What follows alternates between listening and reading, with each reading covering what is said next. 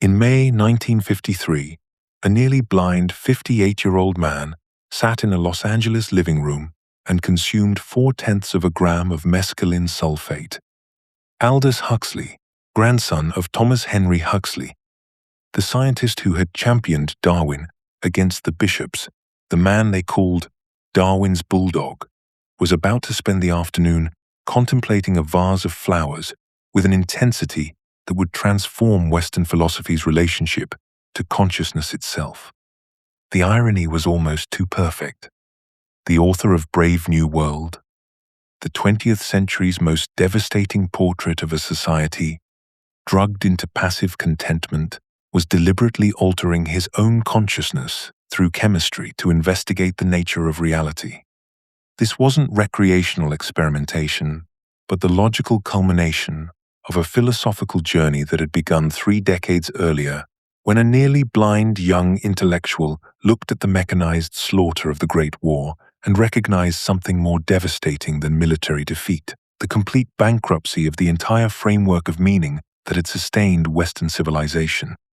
The grandson of scientific materialism's greatest champion would become one of the 20th century's most sophisticated advocates for mystical experience. The satirist who dissected human pretension with surgical precision would write the Perennial philosophy, synthesizing the mystical core of all spiritual traditions. The prophet of technological dystopia would spend his final years exploring consciousness expansion through meditation, Eastern philosophy, and psychedelic investigation. The transformation appears contradictory only if we mistake it for conversion rather than integration. Huxley never abandoned the scientific method he had inherited. He extended it. He recognized that consciousness studying external objects, the method of physics and biology, provides genuine but incomplete knowledge. Consciousness studying itself through contemplative practice provides a different but equally valid form of understanding. His near blindness at 16 should have ended his intellectual career before it began.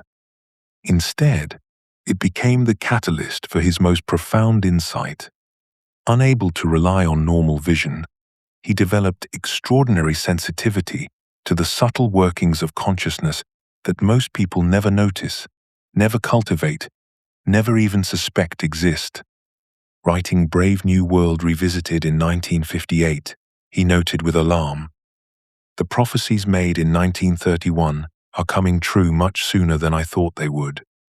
Today, his warnings read less like prophecy than like description of contemporary reality. Social media algorithms optimize for attention capture through precisely engineered dopamine rewards. Pharmaceutical mood regulation has become socially acceptable, even expected. Constant connectivity fragments attention whilst providing the illusion of connection. The soft totalitarianism he envisioned, control through pleasure and voluntary compliance rather than force, has materialized not through government decree but through consumer choice. Yet Huxley's relevance extends beyond prophetic accuracy. His philosophical journey traced a path from satirical diagnosis through scientific materialism to mystical integration, precisely because each phase revealed the limitations of the previous whilst preserving its genuine insights. His early novels exposed spiritual emptiness but offered no remedy. His scientific phase provided analytical tools but couldn't address questions of meaning and value. His mystical awakening opened doors to transcendent experience but needed integration with rational understanding. This exploration traces that development through 4 distinct phases. The satirical humanism of the 1920s revealed post-war spiritual emptiness with brilliant precision. The scientific materialism of the 1930s explored human nature through behaviorist psychology, culminating in Brave New World's vision of technological control. The mystical awakening of the 1940s emerged from his encounter with Eastern philosophy and the discovery that wisdom traditions offered empirical methods for investigating consciousness. The final integration of the 1950s and 60s synthesized these insights, creating a comprehensive philosophy that could address both individual consciousness and the organization of technological civilization. Each phase built logically on the previous, addressing limitations and extending insights, rather than replacing old ideas with new ones. The result was a philosophical vision uniquely equipped to navigate challenges that have only intensified since his death.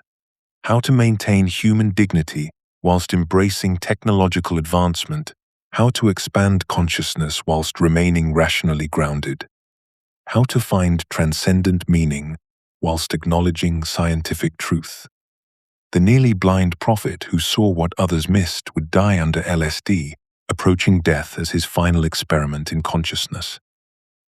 Maintaining awareness through dissolution with the same scientific curiosity and spiritual openness that had characterized his entire philosophical journey. Part 1. The Satirical Humanist. The Great War had ended, but its spiritual devastation was only beginning. Aldous Huxley emerged into post-1918 Europe as both witness and diagnostician of a civilization that had witnessed the complete collapse of its foundational certainties. The mechanized slaughter of the trenches had revealed something more devastating than military defeat: the bankruptcy of the entire 19th century faith in progress, reason, and moral order. This wasn't merely another war, but the definitive exposure of modernity's spiritual emptiness. Huxley found himself amongst a generation that had inherited the wreckage of Victorian confidence, without any adequate replacement for the transcendent frameworks that had been destroyed. T.S. Eliot captured this condition in The Wasteland, portraying a culture of fragments and broken symbols. Huxley's diagnosis proved equally penetrating, though expressed through the satirical lens of novels like Chrome, Yellow. His character Denny articulates the prevailing mood with brutal clarity. We're all in the same boat, and the boat is sinking. This wasn't pessimism for its own sake, but accurate recognition that Western civilization had abandoned transcendent meaning without discovering any viable substitute. The post-war intellectual class found itself in a peculiar position, sophisticated enough to recognize the inadequacy of traditional religious answers, yet lacking any coherent alternative to the spiritual framework they had rejected. Huxley's early novels function as diagnostic instruments, revealing the specific pathology of minds that pursued pleasure and avoided pain without any transcendent purpose to guide their choices. His characters represent different strategies for managing meaninglessness whilst avoiding genuine confrontation with their spiritual condition. In Chrome Yellow and Antique Hay, Huxley presents a gallery of educated individuals employing various techniques for evading existential emptiness. Some pursue aesthetic sophistication, others sexual adventure. All these strategies share a common feature. They provide temporary distraction from the fundamental question of life's purpose without offering any authentic resolution. The character Mercaptan in Antique Hay articulates this evasive philosophy. The thing was to avoid thinking. The thing was to be amused. This represents more than mere hedonism. It's a systematic program for avoiding the confrontation with meaninglessness that genuine spiritual development would require. Huxley recognized that these surface symptoms of moral decay pointed toward a deeper disease: the loss of any reliable framework for distinguishing authentic from inauthentic existence.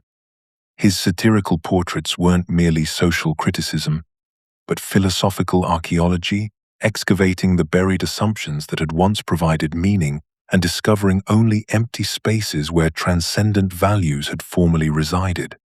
The sophistication of his characters made their spiritual poverty more poignant, not less.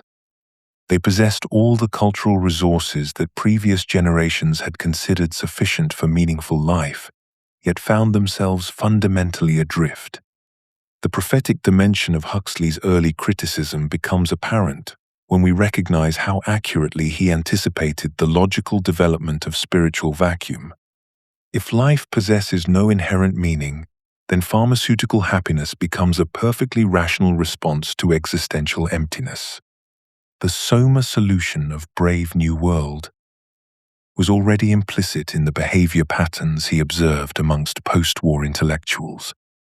His satirical portraits contained the seeds of his later dystopian vision by demonstrating that civilizations cannot survive indefinitely on cynicism and pleasure-seeking without either genuine spiritual renewal or increasingly sophisticated forms of totalitarian control. Huxley's personal philosophical crisis mirrored the broader cultural condition he diagnosed so penetratingly. As a member of the intellectual class that had lost faith in traditional answers, he faced the same meaninglessness he satirized in his fictional characters. His progressive blindness intensified this crisis by forcing reliance on inner resources rather than external distractions. The physical limitation that might have seemed purely negative became a catalyst for spiritual investigation, compelling him to develop capacities that his sighted contemporaries could more easily avoid. His reflection on the psychology of moral crusades reveals the depth of his insight into human motivation. The surest way to work up a crusade in favor of some good cause is to promise people they will have a chance of maltreating someone. This observation penetrates beyond political analysis to expose the spiritual corruption that underlies apparently noble causes. The satirical period of Huxley's career was preparing the ground for his later mystical investigations by exhaustively demonstrating the inadequacy of conventional solutions to spiritual crisis. The wasteland that Huxley mapped so precisely in his early novels wasn't merely a temporary post-war condition, but the logical destination of any culture that abandons transcendent meaning without finding adequate replacement. His satirical method revealed that sophisticated intelligence, aesthetic refinement, and social privilege provided no protection against spiritual emptiness when divorced from authentic, transcendent purpose.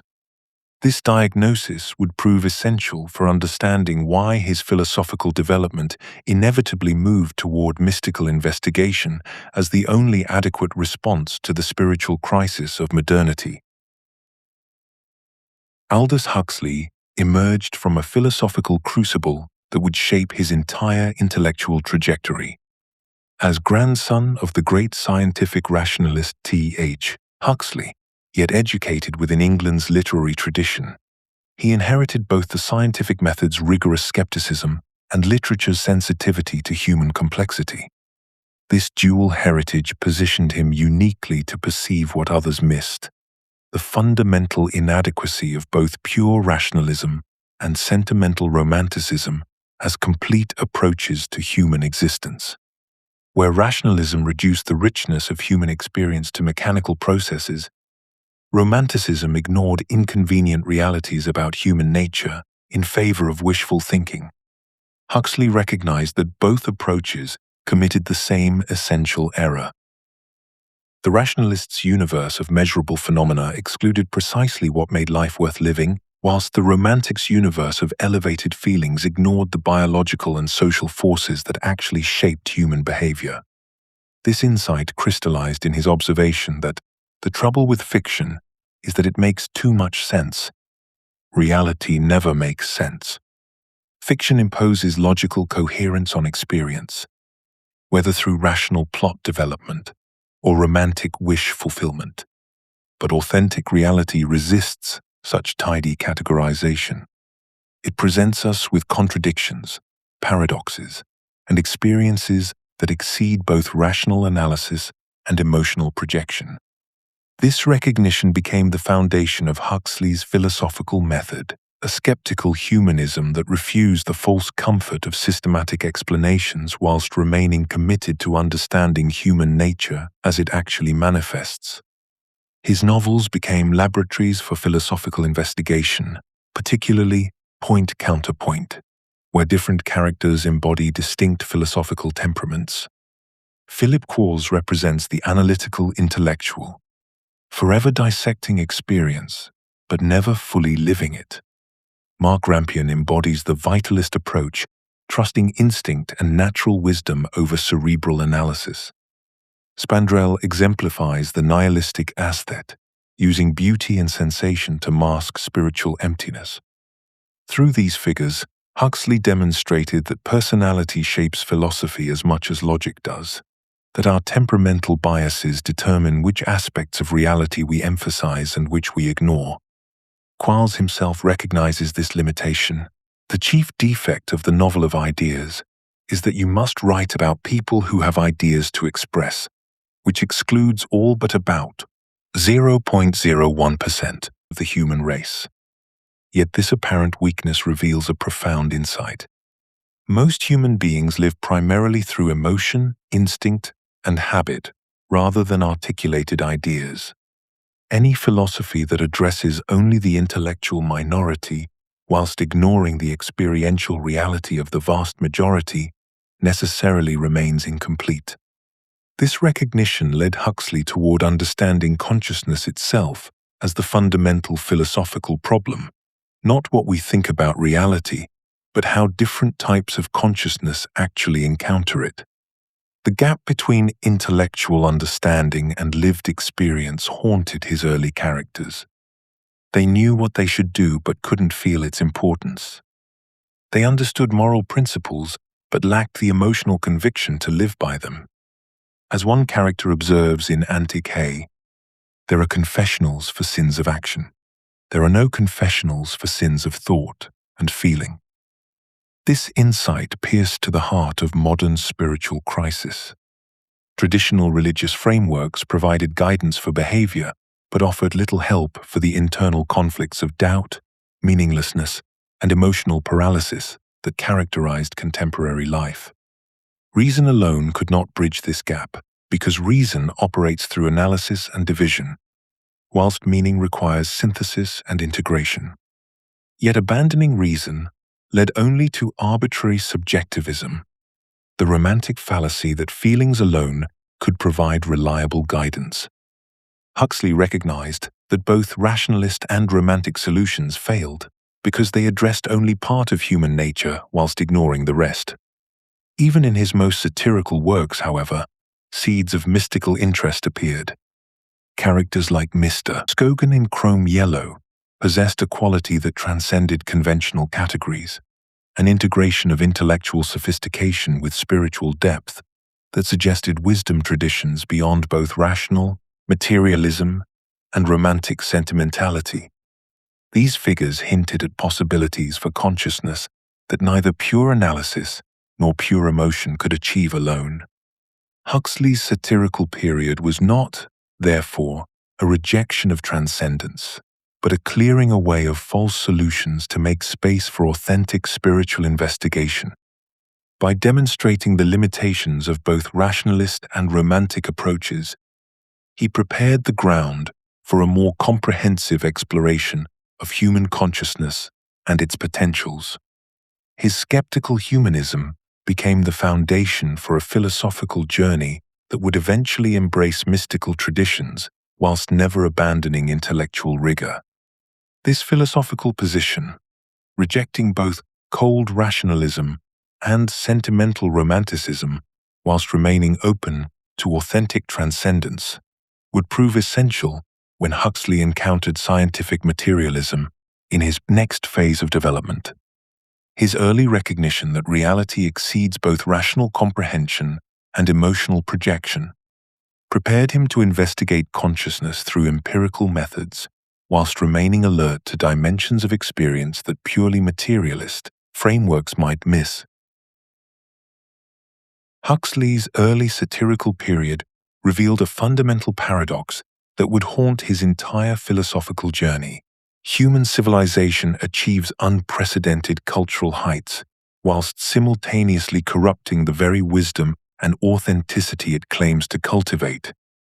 His novels of the 1920s dissect this contradiction with surgical precision, presenting characters who are products of sophisticated society, yet remain spiritually impoverished, educated to appreciate beauty and truth, yet incapable of living authentically.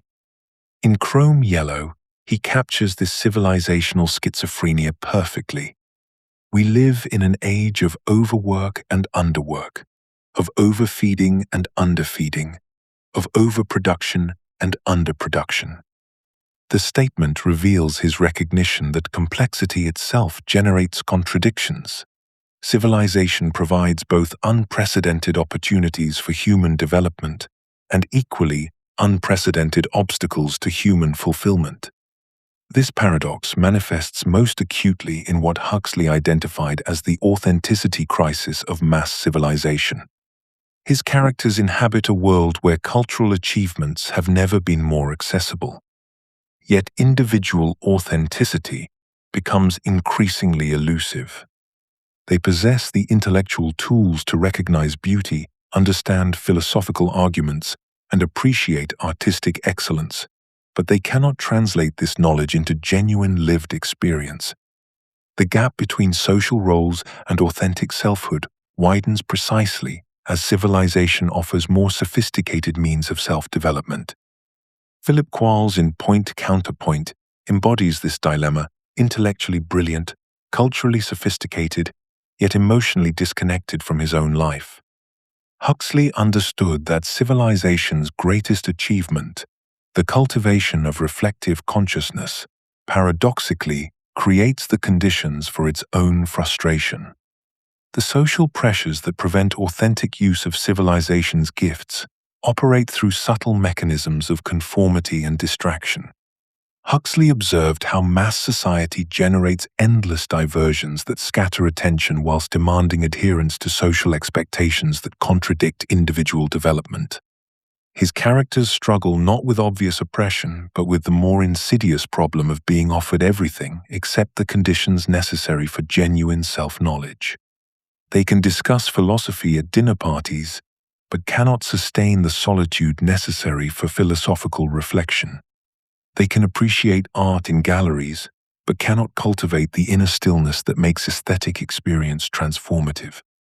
As he notes in Point Counterpoint, consistency is contrary to nature, contrary to life. The only completely consistent people are the dead. The observation reveals his understanding that authentic existence requires integration of contradictory elements, social engagement and solitary reflection, cultural sophistication and natural simplicity that civilization systematically prevents. This analysis led Huxley to recognize the impossible position of the individual within mass civilization. Authentic existence appears to require rejecting social conditioning, yet complete rejection leads to isolation and ineffectiveness.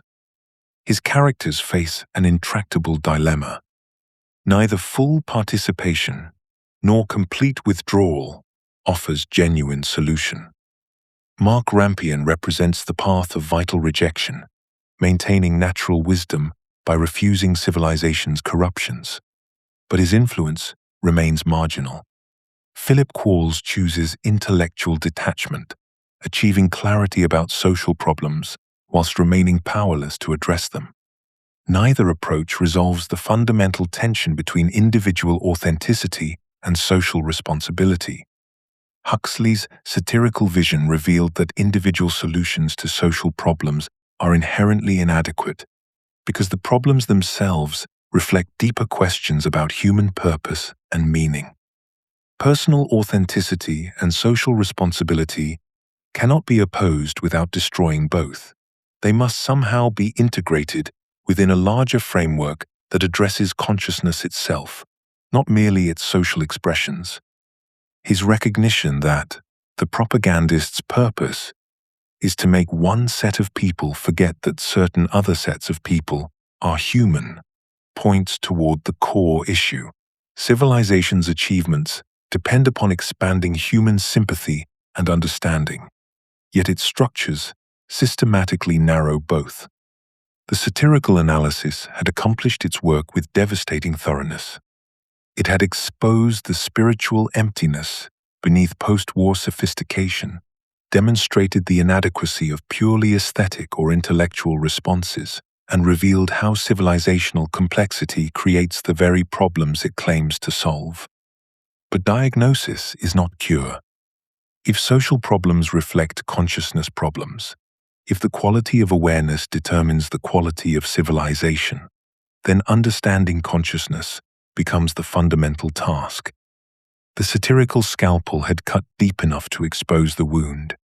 Now, Huxley needed a framework that could explain human nature with scientific precision, predict behavior with mathematical certainty, and organize society according to discoverable laws rather than failed ideals.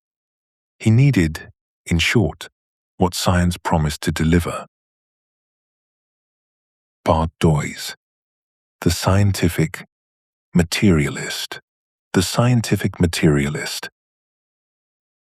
In the early 1930s, Aldous Huxley discovered what appeared to be the holy grail of human understanding.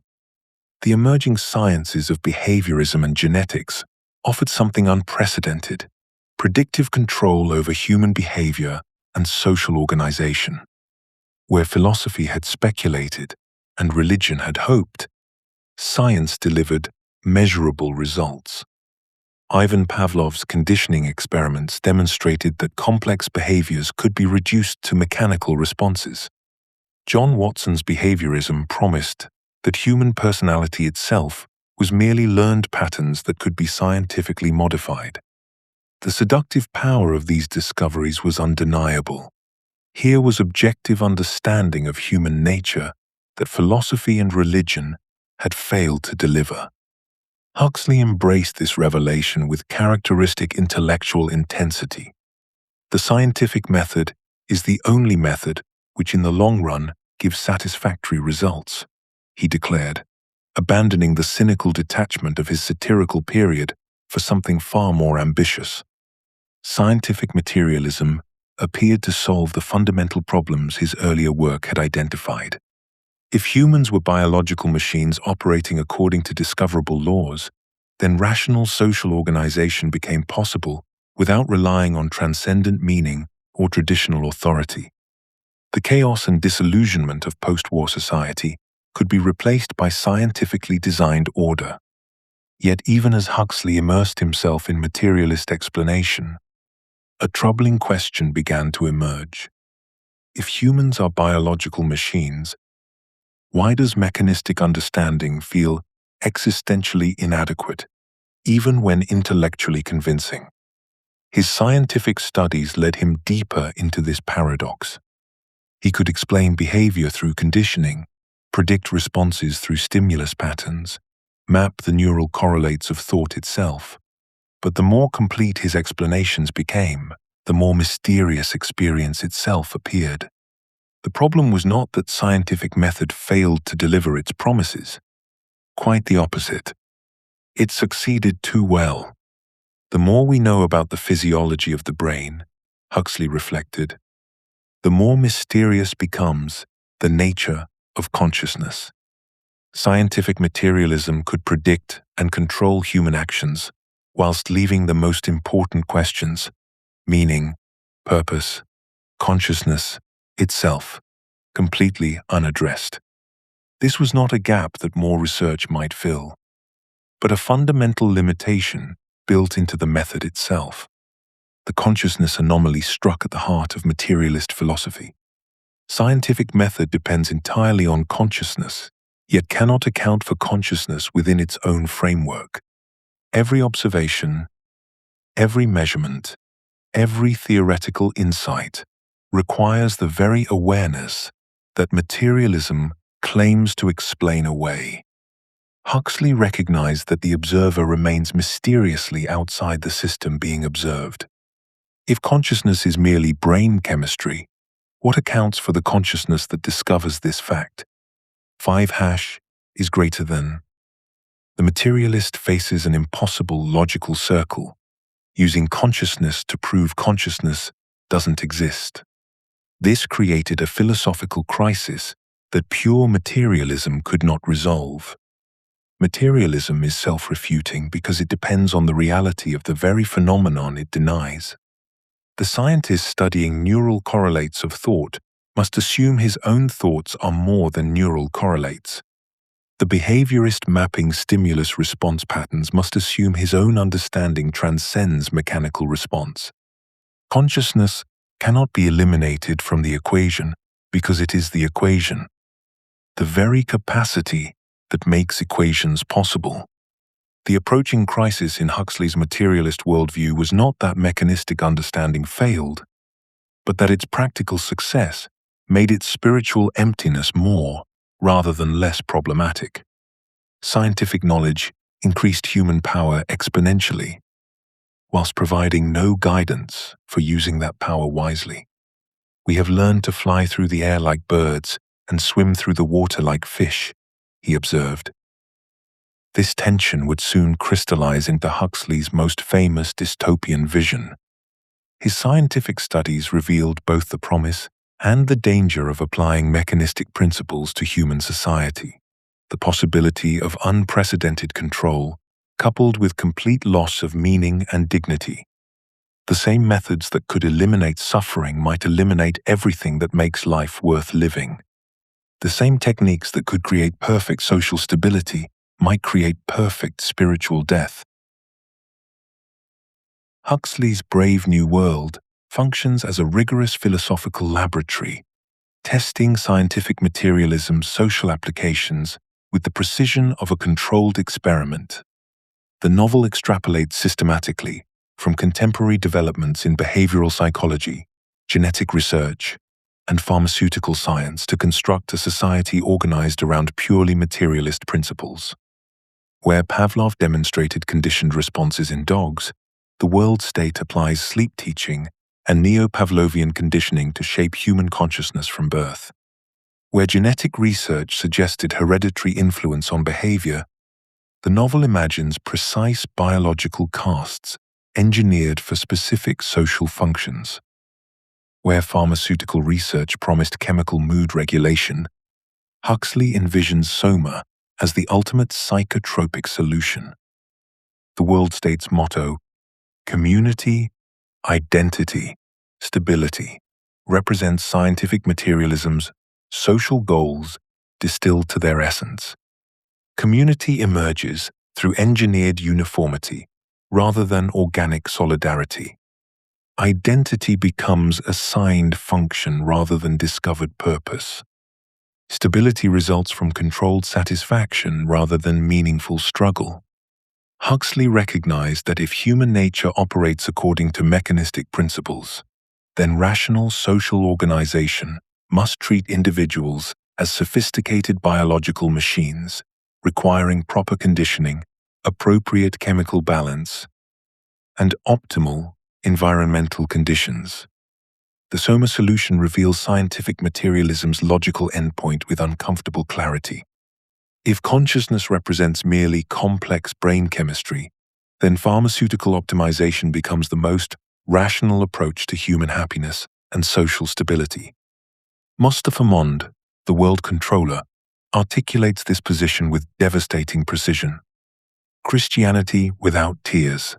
That's what Soma is. Traditional religion promised transcendence through suffering, meaning through struggle, redemption through sacrifice. Soma delivers euphoria without effort, contentment without conflict, peace without purpose. The novel demonstrates how materialist psychology leads inevitably toward chemical solutions for psychological problems.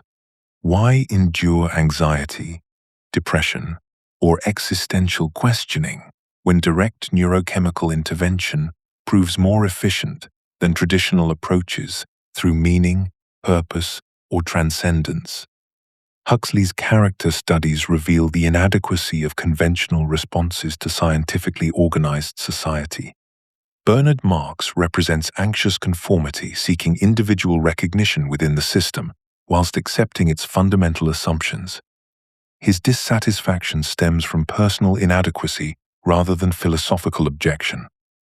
He wants to succeed within materialist society, not transcend it. Helmholtz Watson embodies artistic rebellion, seeking authentic expression despite social conditioning. Yet his creativity remains trapped within the system's conceptual framework. He can imagine better poetry but cannot envision alternative ways of being human. John the Savage provides the most sustained critique through romantic primitivism that rejects technological civilization entirely. Yet his response proves equally inadequate. His Shakespearean worldview cannot engage constructively with technological reality, only oppose it through tragic gesture. His confrontation with Mustafa Mond crystallizes the fundamental tension. But one don't want comfort. One want God. One want poetry. One want real danger. One want freedom. One want goodness.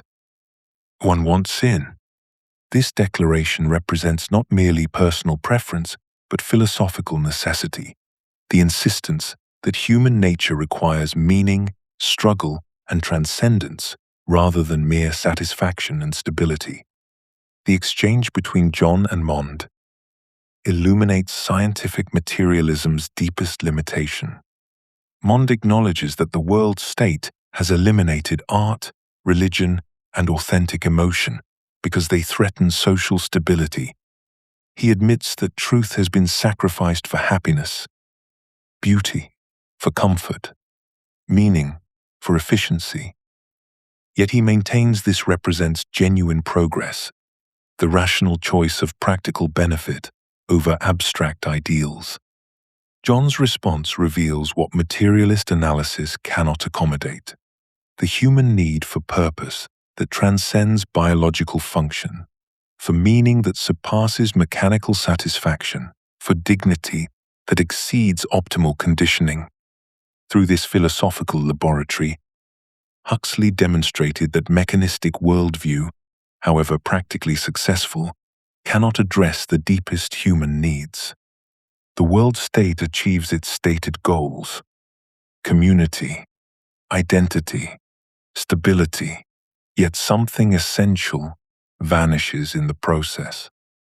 The novel poses the fundamental question that would drive Huxley's subsequent philosophical evolution: whether scientifically organized society that eliminates suffering through control can preserve what makes existence genuinely human, and whether this trade-off represents progress or profound regression. His growing recognition that scientific materialism, whilst revealing important truths about human nature, remained incomplete, as a total worldview would soon lead him toward entirely different philosophical territories. The deeper Huxley plunged into the mechanisms of human behavior, the more he encountered a maddening paradox. Each scientific advance that explained another aspect of mental life made the explainer itself, consciousness, more mysterious and inexplicable. His studies in physiology and psychology revealed the brain's staggering complexity, whilst making consciousness seem increasingly anomalous, like a ghost haunting the very machine that supposedly produced it. Throughout the late 1930s and early 1940s, Huxley immersed himself in the latest neurological research, fascinated by how specific brain regions controlled particular functions. He could map the visual cortex, trace the pathways of memory formation, identify the chemical basis of emotion. Yet the more he understood these neural correlates, the more bewildering became the central mystery. Why should there be any inner experience accompanying these processes at all? The more we know about the conditions of consciousness, Huxley wrote during this period, the more mysterious consciousness itself becomes. This wasn't the complaint of an anti-scientific mystic, but the honest confession of a rigorous materialist confronting the limits of his own methodology. Science excelled at describing the neural machinery of thought, but it seemed constitutionally incapable of explaining why that machinery should generate the felt quality of experience, the redness of red, the painfulness of pain, the peculiar sense of being someone experiencing anything at all.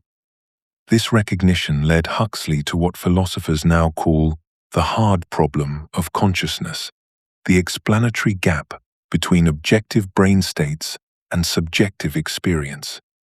He could observe that certain chemical changes in the brain accompanied specific alterations in consciousness, but he had no idea why this correlation should exist. The relationship seemed utterly arbitrary, like discovering that every time someone played middle 100 on a piano, a flower bloomed in Tokyo, a perfect correlation with no conceivable causal connection. We know that certain chemical changes in the brain are accompanied by certain changes in consciousness, Huxley reflected, but we have no idea why this should be so. This wasn't merely an admission of temporary ignorance, but a recognition of a fundamental category error. Science studied the objective, measurable, third-person aspects of reality. Consciousness was irreducibly subjective. No amount of neural mapping could bridge this ontological chasm.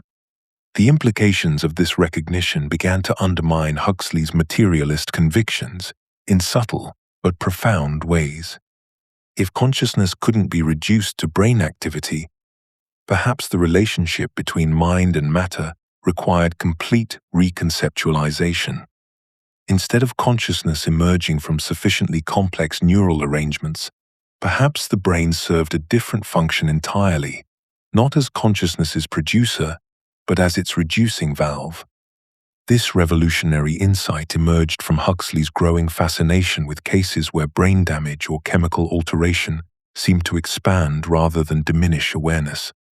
Patients with certain types of brain lesions reported experiences of cosmic consciousness. Subjects under anesthesia sometimes described profound mystical revelations. These anomalies suggested that normal brain function might actually constrain consciousness rather than create it, filtering an ocean of potential awareness down to the narrow stream necessary for biological survival. The reducing valve hypothesis reversed Huxley's materialist assumptions completely. Instead of matter producing consciousness through increasing complexity, perhaps consciousness was fundamental, with matter appearing as particular modifications within an underlying field of awareness. The brain didn't generate the mind. It focused it, selected from it, organized it into manageable patterns suitable for navigating physical reality. This philosophical revolution didn't emerge from mystical speculation, but from Huxley's rigorous application of scientific methodology to consciousness itself. His materialist training had taught him to value empirical evidence and systematic observation above theoretical prejudice. Now, these same methodological commitments pointed toward a startling conclusion. If consciousness couldn't be studied adequately through external observation, perhaps it required investigation through direct, first-person experience. The scientific method is not the only method of acquiring knowledge, Huxley began to argue, but it is the most reliable method we have. The key insight was that science's reliability stemmed from its empirical rigor, not from its materialist assumptions. If consciousness was irreducibly subjective, then studying it scientifically required developing systematic methods for exploring subjectivity itself, methods that traditional science, focused exclusively on objective phenomena, couldn't provide. This recognition prepared the ground for Huxley's mystical investigations, not as an abandonment of scientific rigor, but as its natural extension into previously unexplored territory. The same intellectual honesty that had led him to embrace materialism when it seemed most adequate to the evidence now compelled him to look beyond materialism when it proved fundamentally inadequate to consciousness itself. Part 3. The Mystical Awakening. The crisis struck Huxley precisely where his intellectual integrity demanded it must, at the collision point between Western rationalism and Eastern mysticism. Here were two approaches to understanding reality that appeared fundamentally incompatible: reason versus faith, analysis versus intuition, skepticism versus belief. His scientific training had equipped him with methodological skepticism as his primary tool for distinguishing truth from wishful thinking. Yet this same intellectual honesty was forcing him to confront the inadequacy of purely materialist explanations for consciousness, meaning, and the deeper questions that had driven his entire philosophical journey.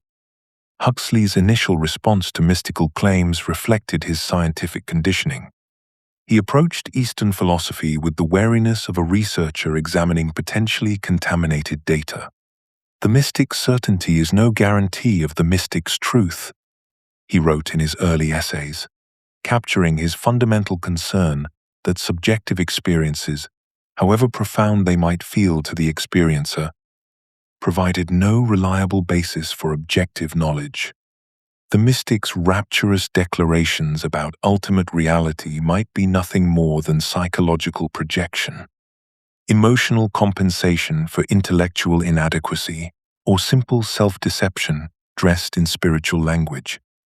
This skepticism created an intellectual impasse that threatened to trap him permanently between two unsatisfactory alternatives. Pure materialism offered methodological rigor but left the most important human questions unanswered. Mystical traditions promised answers to these questions, but seemed to require abandoning the very intellectual standards that made genuine knowledge possible. The dilemma appeared to demand choosing between truth and meaning, between intellectual honesty and spiritual fulfillment. The breakthrough came through a methodological discovery that transformed his entire approach to Eastern philosophy. Huxley began to recognize that the great contemplative traditions were not offering belief systems or emotional consolations, but empirical approaches to consciousness investigation. His encounter with texts like the Bhagavad Gita and Buddhist psychology revealed systematic methods for studying awareness directly, methods that possessed their own rigorous experimental protocols. This recognition fundamentally altered his understanding of what mysticism actually entailed. The mystic is not a person who practices mystification, but one who has been, in Plotinus's phrase, unified, he wrote in The Perennial Philosophy. The mystic was not someone who believed extraordinary things about reality, but someone who had developed extraordinary capacities for investigating reality directly. The contemplative traditions provided laboratory techniques for consciousness research that complemented rather than contradicted scientific methodology.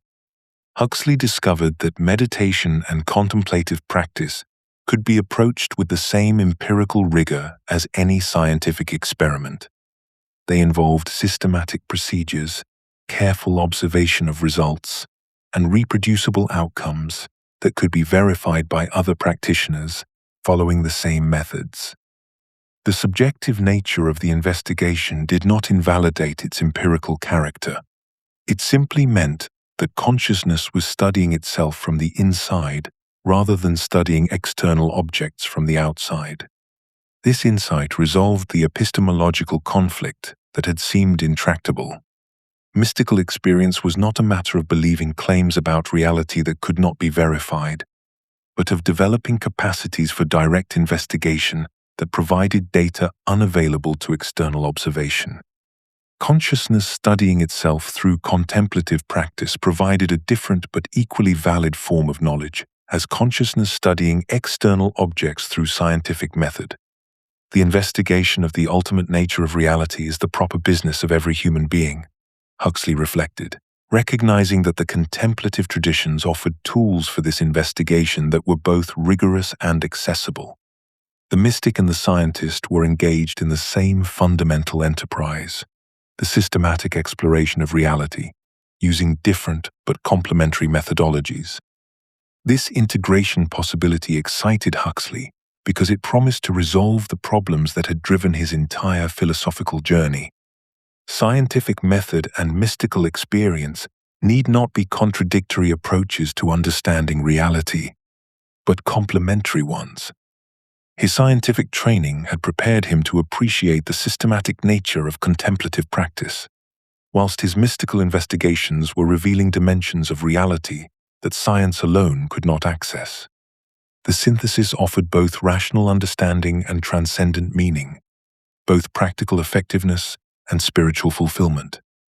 It suggested a framework for human knowledge that honored both the rigorous demands of intellectual honesty and the profound hunger for ultimate significance that materialist philosophy had left unsatisfied.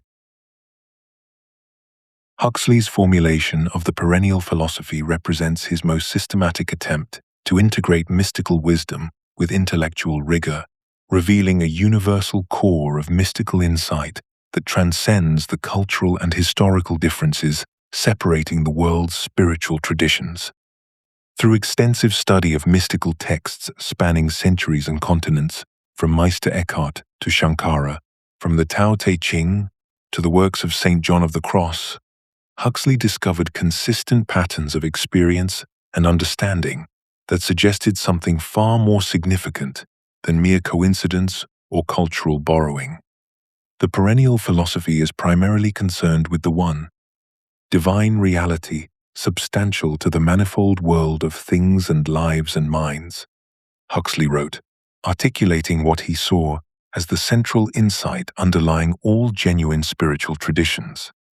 This wasn't syncretism or wishful thinking, but careful analysis of empirical reports from consciousness researchers across cultures and centuries. Where others saw irreconcilable differences between Buddhism and Christianity, between Hinduism and Sufism, Huxley perceived a shared recognition of reality's fundamental nature, a recognition that emerged independently in different times and places because it reflected actual features of existence rather than cultural projections. The three fundamental principles that Huxley identified as universal elements of mystical understanding form the theoretical foundation of the perennial philosophy: the existence of a divine reality underlying the phenomenal world, human beings' capacity for direct knowledge of this reality, and the achievement of this knowledge as life's ultimate purpose. These principles appear consistently across traditions despite vast differences in cultural expression and theological interpretation. As Huxley elaborated, at the core of the perennial philosophy, we find four fundamental doctrines: the phenomenal world of matter and of individualized consciousness is the manifestation of a divine ground. Human beings are capable of not merely believing in the existence of the ground, but of realizing its existence by direct intuition. Man possesses a double nature, a phenomenal ego, and an eternal self. It is possible for a man, if he so desires, to identify himself with the spirit, and therefore with the divine ground. What distinguished Huxley's approach was his philosophical methodology for treating mystical experiences as empirical data, requiring the same rigorous investigation as scientific phenomena. He applied scientific principles: careful observation, systematic comparison, reproducible results, to mystical reports, whilst recognizing that consciousness studying itself requires different techniques than consciousness studying external objects. The mystics, he argued, were empiricists of the inner life, conducting experiments in consciousness with the same dedication to truth that characterized the best scientific research. This methodology allowed Huxley to maintain intellectual honesty whilst accepting truths that transcend rational demonstration. Mystical experience, he contended, provides genuine knowledge about reality's nature, not merely subjective feelings or cultural projections. The consistency of reports across cultures and centuries suggested that mystics were discovering objective features of consciousness and reality, not creating elaborate fantasies. Their testimonies deserved the same serious consideration that scientists gave to any other form of empirical observation. The integration challenge that Huxley faced in formulating the perennial philosophy centered on maintaining intellectual honesty whilst accepting truths that transcend rational demonstration. He resolved this tension by distinguishing between reason's proper domain, analyzing and organizing experience, and its improper domain, claiming exclusive access to truth. The function of the intellect is to be the servant of the spirit, not its master, he reflected, recognizing that rational analysis could prepare the ground for mystical insight without being able to produce that insight directly. This framework provided Huxley with a theoretical foundation that demanded practical application and creative expression. The perennial philosophy wasn't merely an academic exercise but a living synthesis that needed to be tested through experience and communicated through art. Having established the universal principles underlying mystical wisdom, Huxley faced the challenge of demonstrating how these principles might transform individual consciousness and social organization in the modern world. Time Must Have a Stop represents Huxley's most ambitious attempt to transform fiction into a philosophical laboratory.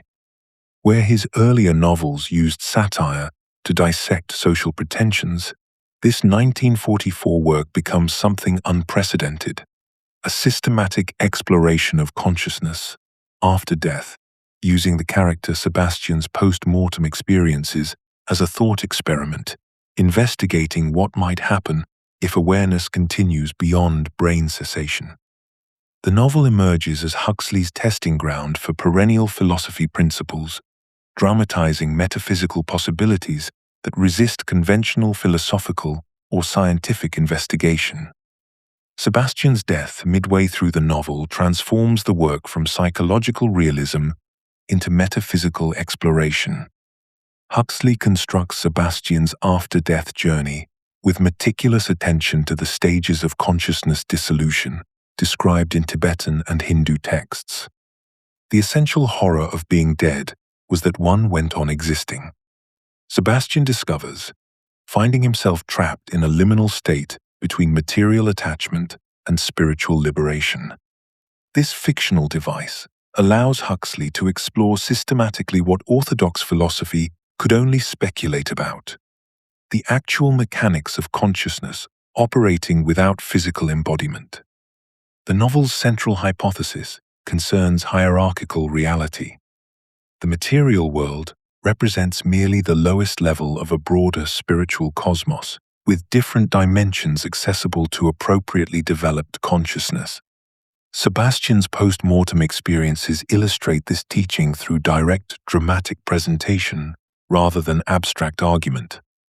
His journey through various states of being, from confused attachment to earthly concerns, through purgatorial recognition of his limitations toward potential liberation, maps the perennial philosophy's teaching about multiple levels of existence. Each stage corresponds to different degrees of spiritual development, suggesting that consciousness after death experiences reality according to its preparation and attachments during embodied life. This fictional exploration reveals Huxley's growing conviction that reality extends far beyond material appearance. The novel presents a universe where consciousness operates according to spiritual laws as precise as physical ones, where different levels of being exist simultaneously, accessible to awareness capable of transcending ordinary perceptual limitations. Sebastian's confusion and gradual understanding dramatize how unprepared consciousness might navigate these expanded dimensions of existence. The communication problem that increasingly fascinated Huxley finds its most sophisticated treatment in this novel. How can transcendent insights be conveyed through ordinary language without reducing them to mere concepts or beliefs? Sebastian's attempts to communicate with the living demonstrate the impossibility of translating mystical knowledge into conventional understanding. The novel itself struggles with this limitation, using multiple perspectives, symbolic imagery, and indirect suggestion to convey what cannot be directly stated. Huxley recognized that mystical truth resists conceptual capture whilst remaining the most important knowledge humans might acquire. Bruno emerges as Huxley's mature philosophical ideal, a consciousness capable of uniting scientific rigor with mystical insight. Unlike the novel's other characters, who remain trapped in either materialist skepticism or sentimental spirituality, Bruno embodies the integration Huxley sought throughout his philosophical journey. He demonstrates neither rejection of reason for faith nor limitation of truth to rational demonstration. Knowledge is a function of being, Bruno reflects. When there is a change in the being of the knower, there is a corresponding change in the nature and amount of knowing. This principle becomes central to Huxley's mature epistemology.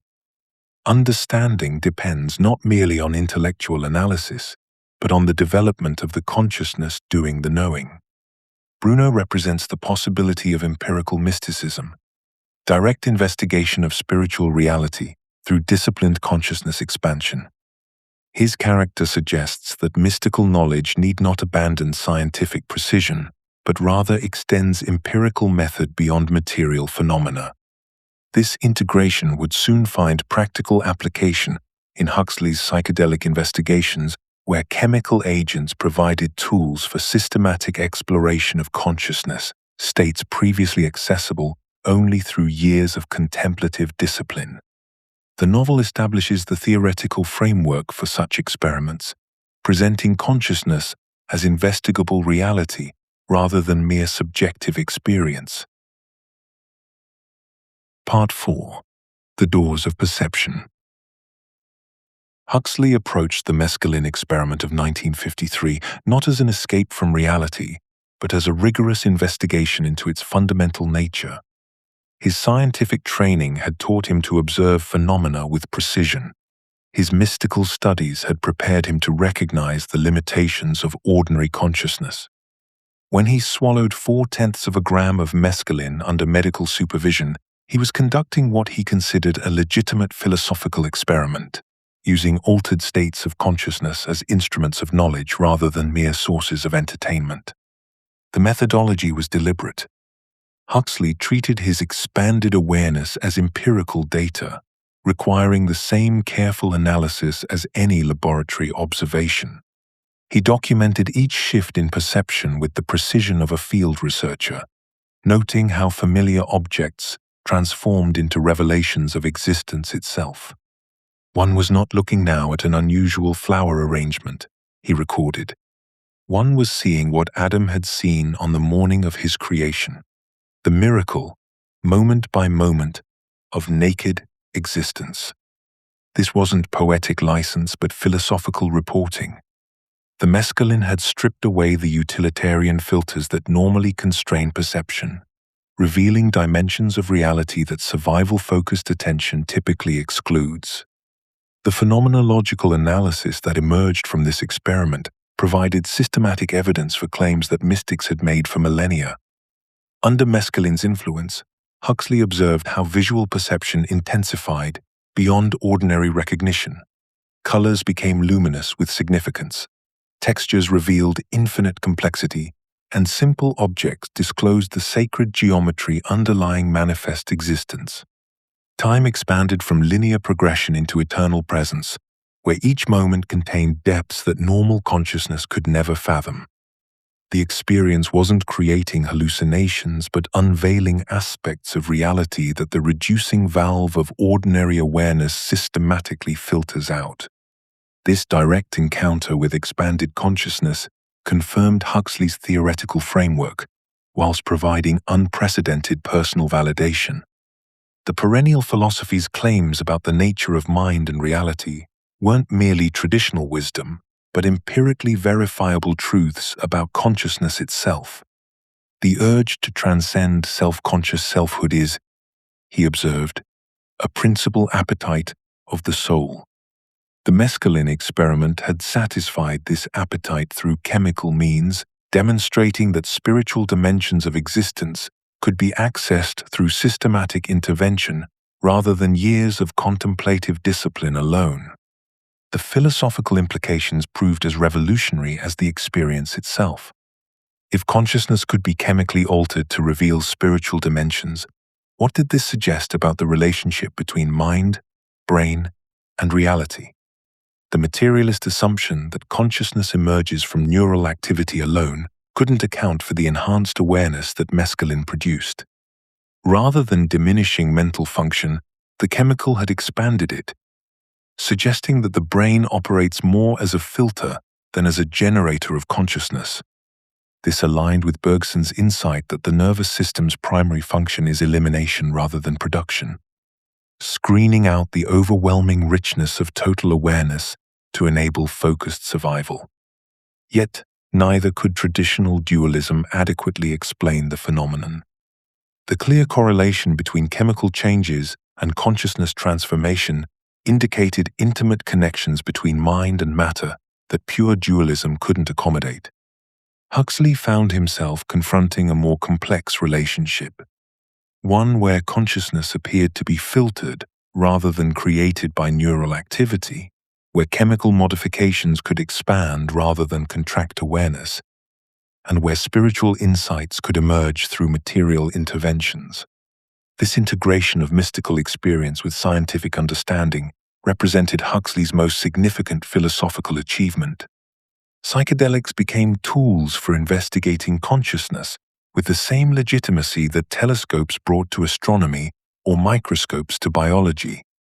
The subjective nature of the experience didn't invalidate its findings any more than the personal nature of mathematical insight invalidated geometric proofs. Both required individual consciousness to apprehend universal truths that existed independently of the observer. The man who comes back through the door in the wall, Huxley reflected, will never be quite the same as the man who went out. The mescaline experiment had provided him with direct confirmation of consciousness transformation patterns that appeared throughout human history and across cultural boundaries. This personal validation of universal principles would lead him to investigate these patterns more systematically, exploring how visionary experience manifests across different contexts and conditions, an investigation that would reveal both the heavenly and hellish dimensions of expanded awareness. When William Blake wrote that, if the doors of perception were cleansed, everything would appear to man as it is, infinite, he could scarcely have imagined how profoundly his poetic insight would influence a 20th century philosopher's understanding of consciousness itself. For Aldous Huxley, encountering mescaline in 1953, Blake's metaphor provided the perfect conceptual framework for interpreting what might otherwise have been dismissed as mere hallucination or chemical distortion. Huxley recognized that Blake's vision contained a revolutionary epistemological claim. Our ordinary perception doesn't reveal reality so much as it conceals it, filtering the infinite through the narrow aperture of survival-focused awareness. This insight transformed Huxley's entire philosophical approach to consciousness and reality. Where materialist philosophy had taught him to view altered states as distortions of normal perception, Blake's framework suggested the opposite possibility, that psychedelic experience might actually cleanse the doors of perception, revealing dimensions of reality normally hidden from view. Huxley quoted Blake extensively in describing his mescaline experience, writing that the other world of the mind is the world of visionary experience. This wasn't mere poetic flourish, but a serious philosophical claim about the nature of consciousness and its relationship to reality. The epistemological revolution that emerged from Huxley's psychedelic experience challenged fundamental assumptions about how consciousness relates to truth. Under mescaline's influence, he discovered that what we typically consider normal perception might be better understood as a pragmatic limitation rather than an accurate representation of reality. The brain, evolved for survival rather than truth-seeking, necessarily filters out vast dimensions of experience that would overwhelm our capacity for practical action. As Huxley observed, we live together, we act on and react to one another. But always and in all circumstances we are by ourselves. This recognition suggested that consciousness itself might be far more expansive than its ordinary manifestations reveal. This insight posed a direct challenge to materialist philosophy's explanatory framework. If consciousness-altering chemicals could reveal spiritual dimensions rather than merely creating subjective distortions, what did this imply about the fundamental nature of both consciousness and reality? Huxley's experience suggested that materialism's reduction of consciousness to neural activity was inadequate to account for the full range of conscious experience. The fact that chemical changes in brain function could expand rather than diminish awareness pointed toward consciousness as potentially more fundamental than the material processes that seemed to condition it. The relationship between brain chemistry, psychology, and spiritual experience that Huxley's analysis revealed was far more complex than either pure materialism or traditional spirituality had recognized. Biological factors clearly influenced transcendent states, yet they didn't fully explain or exhaust their significance.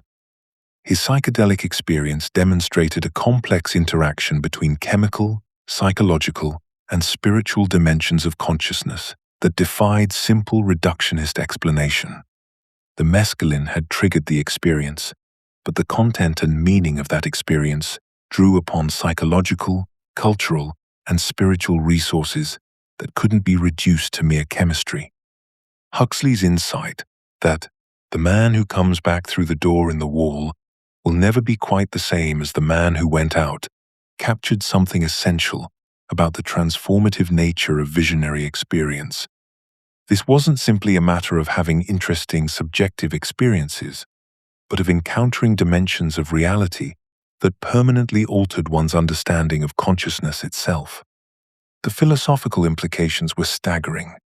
If such experiences revealed genuine aspects of reality normally hidden from view, then our entire framework for understanding the relationship between mind and world required fundamental revision. What emerged from Huxley's personal mescaline experience was the recognition that visionary consciousness followed universal patterns that transcended individual psychology or cultural conditioning. His encounter with what he termed the other world of the mind suggested that altered states of consciousness might provide access to dimensions of reality that were not merely subjective projections, but genuine features of existence itself. This recognition demanded broader investigation of visionary experience across cultures and individuals, leading Huxley to explore the full spectrum of consciousness alteration and its implications for human understanding. Through meticulous investigation of mystical literature, religious art, and anthropological reports, Huxley discovered something remarkable. Visionary experiences, whether beatific or terrifying, reveal consistent structures across cultures and individuals throughout history. The literature of religious experience, he observed, abounds in references to the perceiving by the mind in an abnormal state of an inner light. From Christian mystics describing divine radiance to Hindu accounts of luminous consciousness, from shamanic journeys to the geometric visions of Islamic Sufis, the same fundamental patterns emerge. These weren't arbitrary subjective projections or cultural artifacts, but genuine features of consciousness itself made accessible through altered states. This universality suggested profound implications for understanding human nature. If vastly different cultures, separated by geography and history, consistently reported similar visionary phenomena, then these experiences must reveal something fundamental about consciousness rather than merely reflecting individual psychology or cultural conditioning. Huxley recognized that the consistency of these reports across time and space indicated that altered states provide access to deeper structures of awareness normally hidden beneath ordinary consciousness. The recurring themes of light, geometric patterns, encounters with archetypal figures, and experiences of unity weren't coincidences, but evidence of consciousness, exploring its own deepest architecture. Xiao Yu Jinghao Lin, Wu, Jinghao Dayu. Yet this discovery created a fascinating problem. How do individuals translate ineffable experiences into communicable forms? Huxley became captivated by what we might call the cultural translation challenge. Art, religion, and ritual represent humanity's attempts to capture visionary experiences in forms others can understand.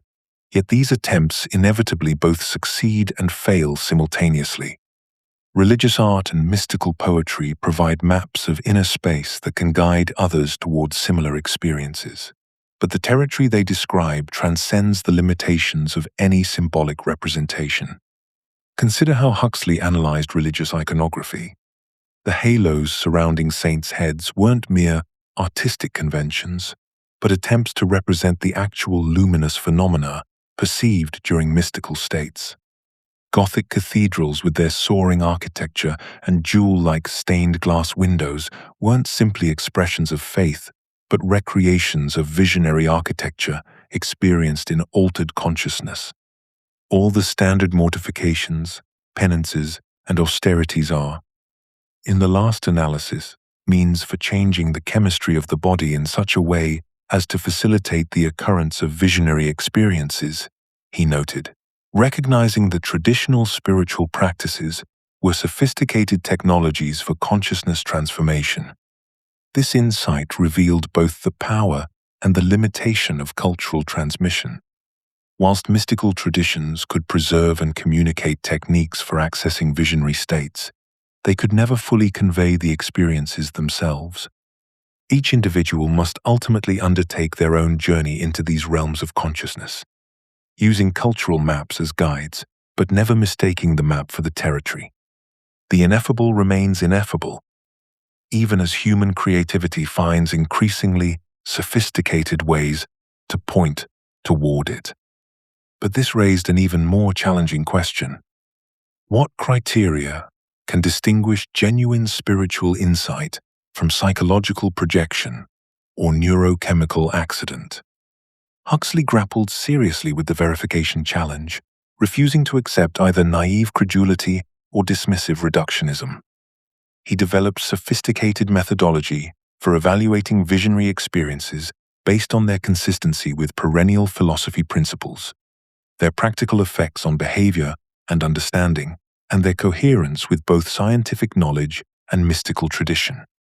Authentic spiritual experience, he argued, produces both transcendent awareness and practical wisdom.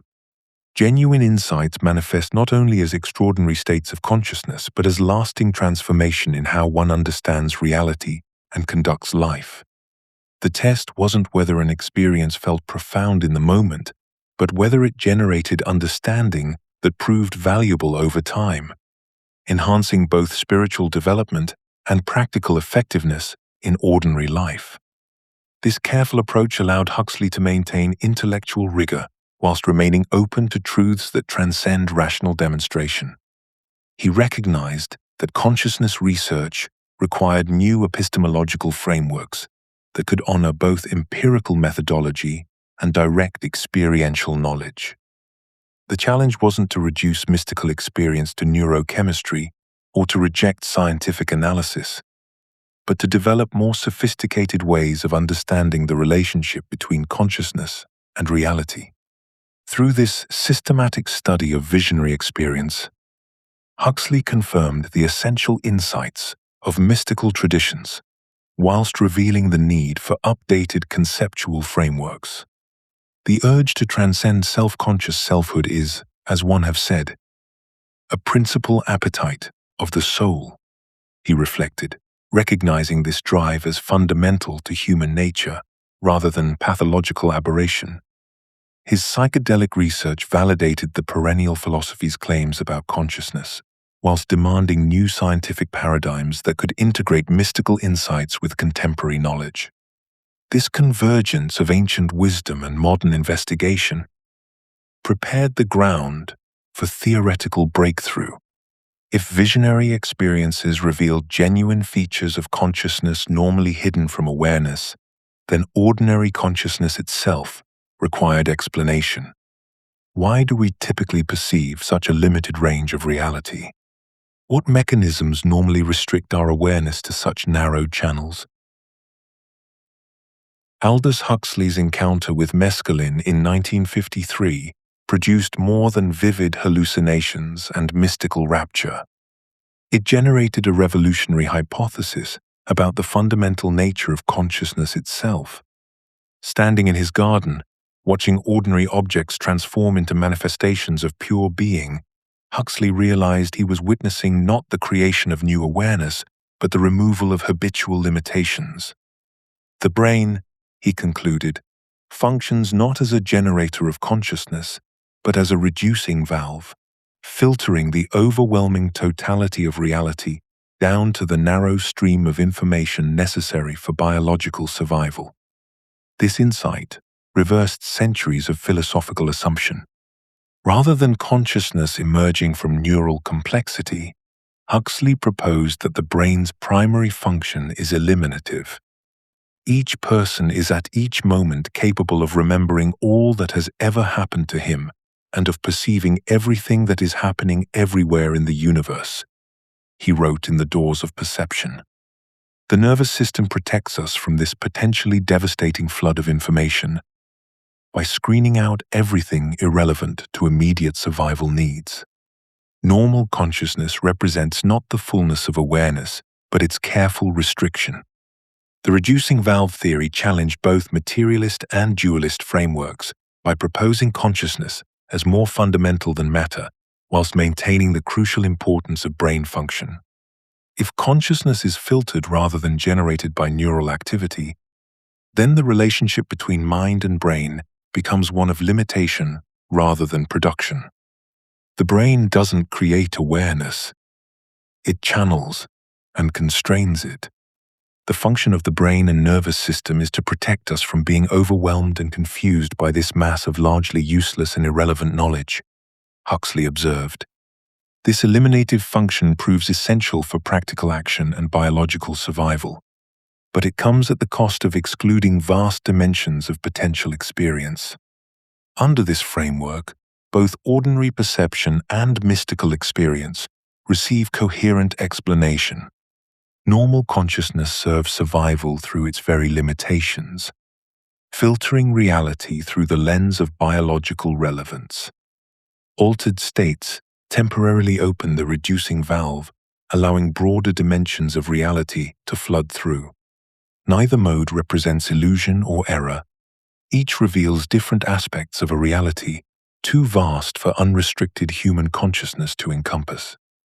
The mystic's vision of universal interconnection and the pragmatist's focus on immediate practical concerns both capture genuine features of existence, filtered through different settings of the neural valve. This theory provided Huxley with scientific language for mystical claims about consciousness transcending physical boundaries. If awareness exists independently of its neural filtering mechanisms, then experiences of expanded consciousness, telepathic communication, and mystical union become theoretically possible rather than conceptually impossible. The reducing valve hypothesis suggested that human beings are capable of multiple modes of consciousness, each attuned to different frequencies of reality's total spectrum. Contemporary consciousness studies have vindicated Huxley's prescience. Current debates about the hard problem of consciousness, why subjective experience exists at all, echo his insight that neural activity might correlate with, rather than produce awareness. His observation that the function of the brain and nervous system and sense organs is in the main eliminative and not productive anticipates ongoing discussions about whether consciousness emerges from, or merely depends upon, physical processes. The reducing valve theory offers a middle path between crude materialism and supernatural dualism, proposing consciousness as fundamental whilst acknowledging its intimate relationship with neural function. The implications extend beyond academic philosophy into practical questions about human potential and the nature of reality itself. If consciousness normally operates under severe restriction, then techniques for temporarily opening the reducing valve, whether through psychedelics, meditation, or other practices, might reveal genuine features of existence normally hidden from awareness. The mystic's claim to perceive ultimate reality becomes not a retreat from empirical investigation, but its natural extension into previously inaccessible domains.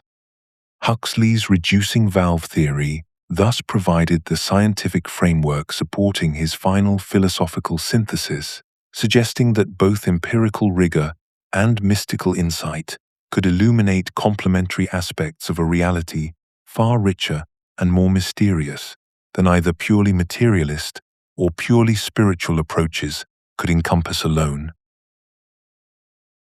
Part 5. The Island Vision. The island of Pala represents Huxley's most complete philosophical statement, his deliberate answer to the dystopian vision of Brave New World.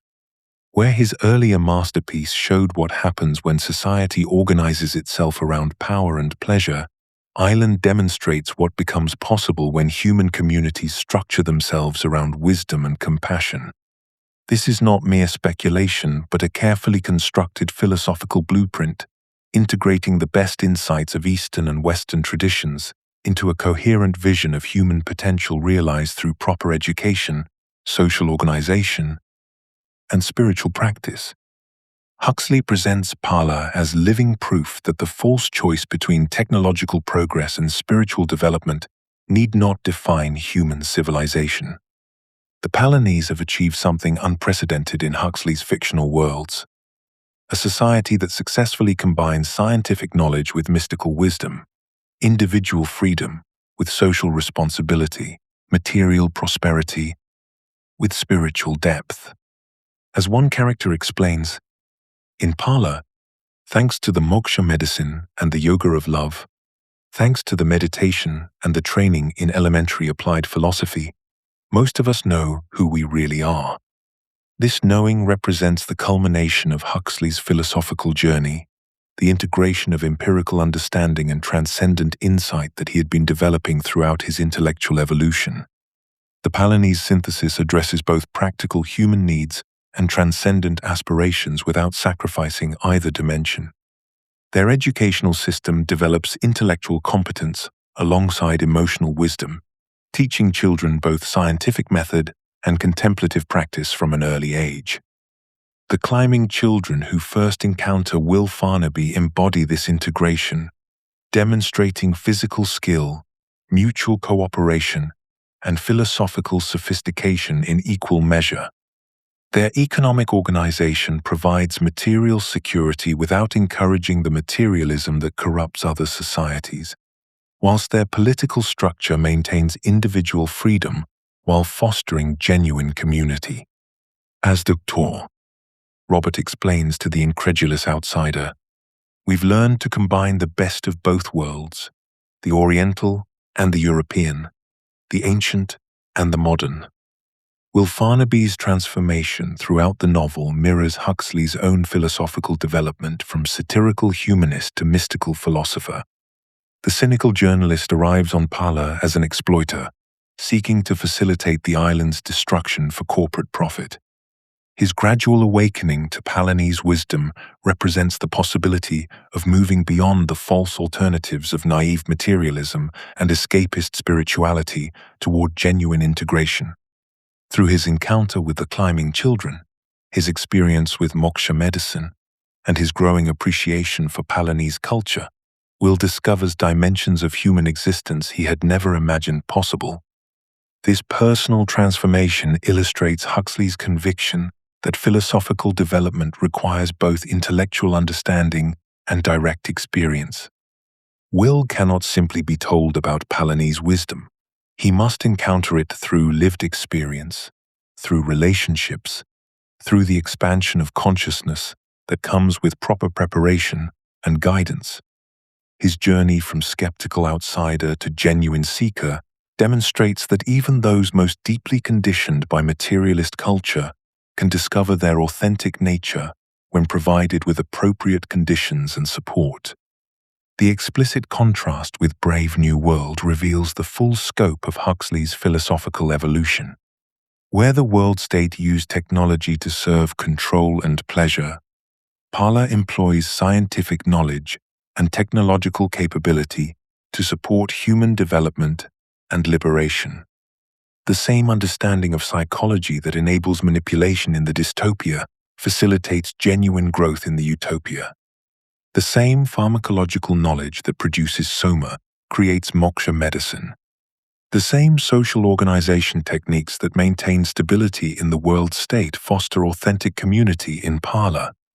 This reversal demonstrates Huxley's mature understanding that technology and social organization are morally neutral tools whose effects depend entirely upon the wisdom and intentions of those who employ them. As the novel makes clear, applied philosophy, the yoga of love, the moksha medicine, these things were indeed so good that words could hardly express their goodness. The goodness emerges not from the techniques themselves, but from their integration within a framework of wisdom and compassion. The Palanese achievement represents more than social reform. It embodies a fundamental transformation of human consciousness. Their society works because its members have learned to see through the illusions that trap other cultures in cycles of conflict and suffering.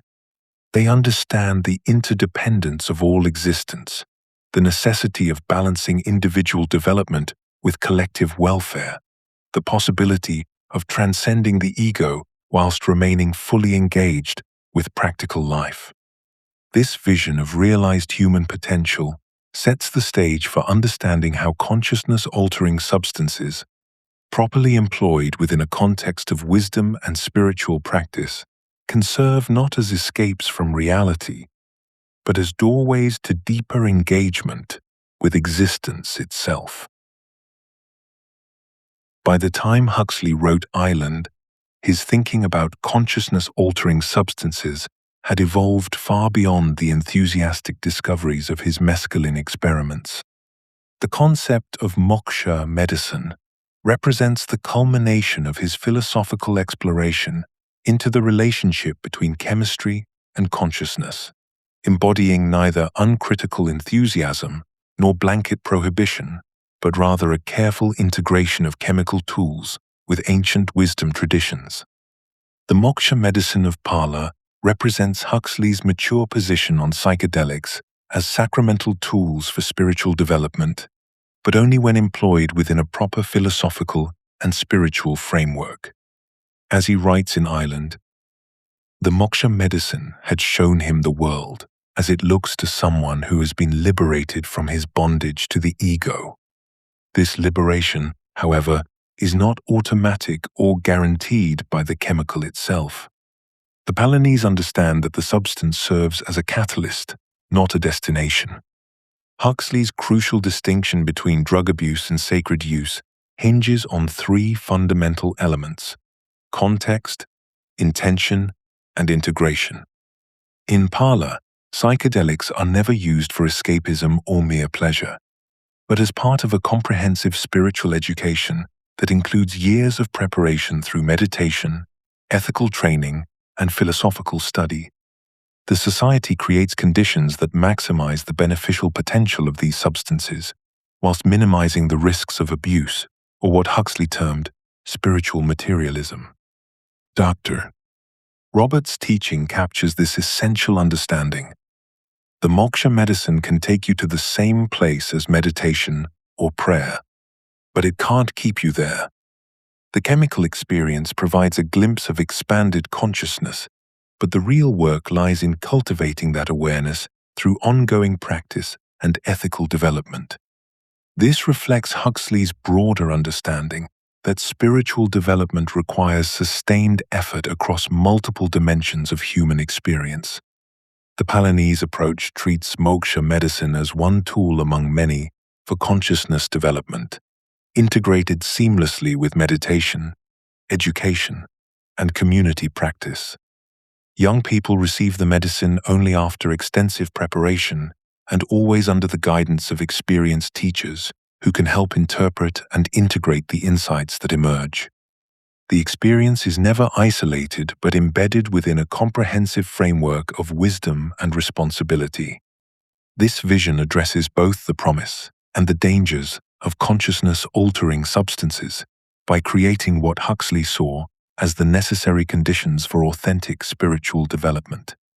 The medicine serves not as a shortcut to enlightenment, but as a means of experiential verification of truths that must ultimately be realized through direct understanding and ethical transformation. The philosophical implications of Huxley's sacred pharmacology extend far beyond questions of drug policy or therapeutic application. If chemicals can reliably produce mystical experiences that are phenomenologically indistinguishable from those achieved through traditional spiritual practices, what does this reveal about the fundamental nature of consciousness and its relationship to matter is less than #0. Wu Jinghao Da Yu. The moksha medicine concept suggests that the boundary between physical and spiritual is far more permeable than conventional thinking assumes. As one character reflects after his experience, the moksha medicine had shown him that the world was not what he had taken it to be.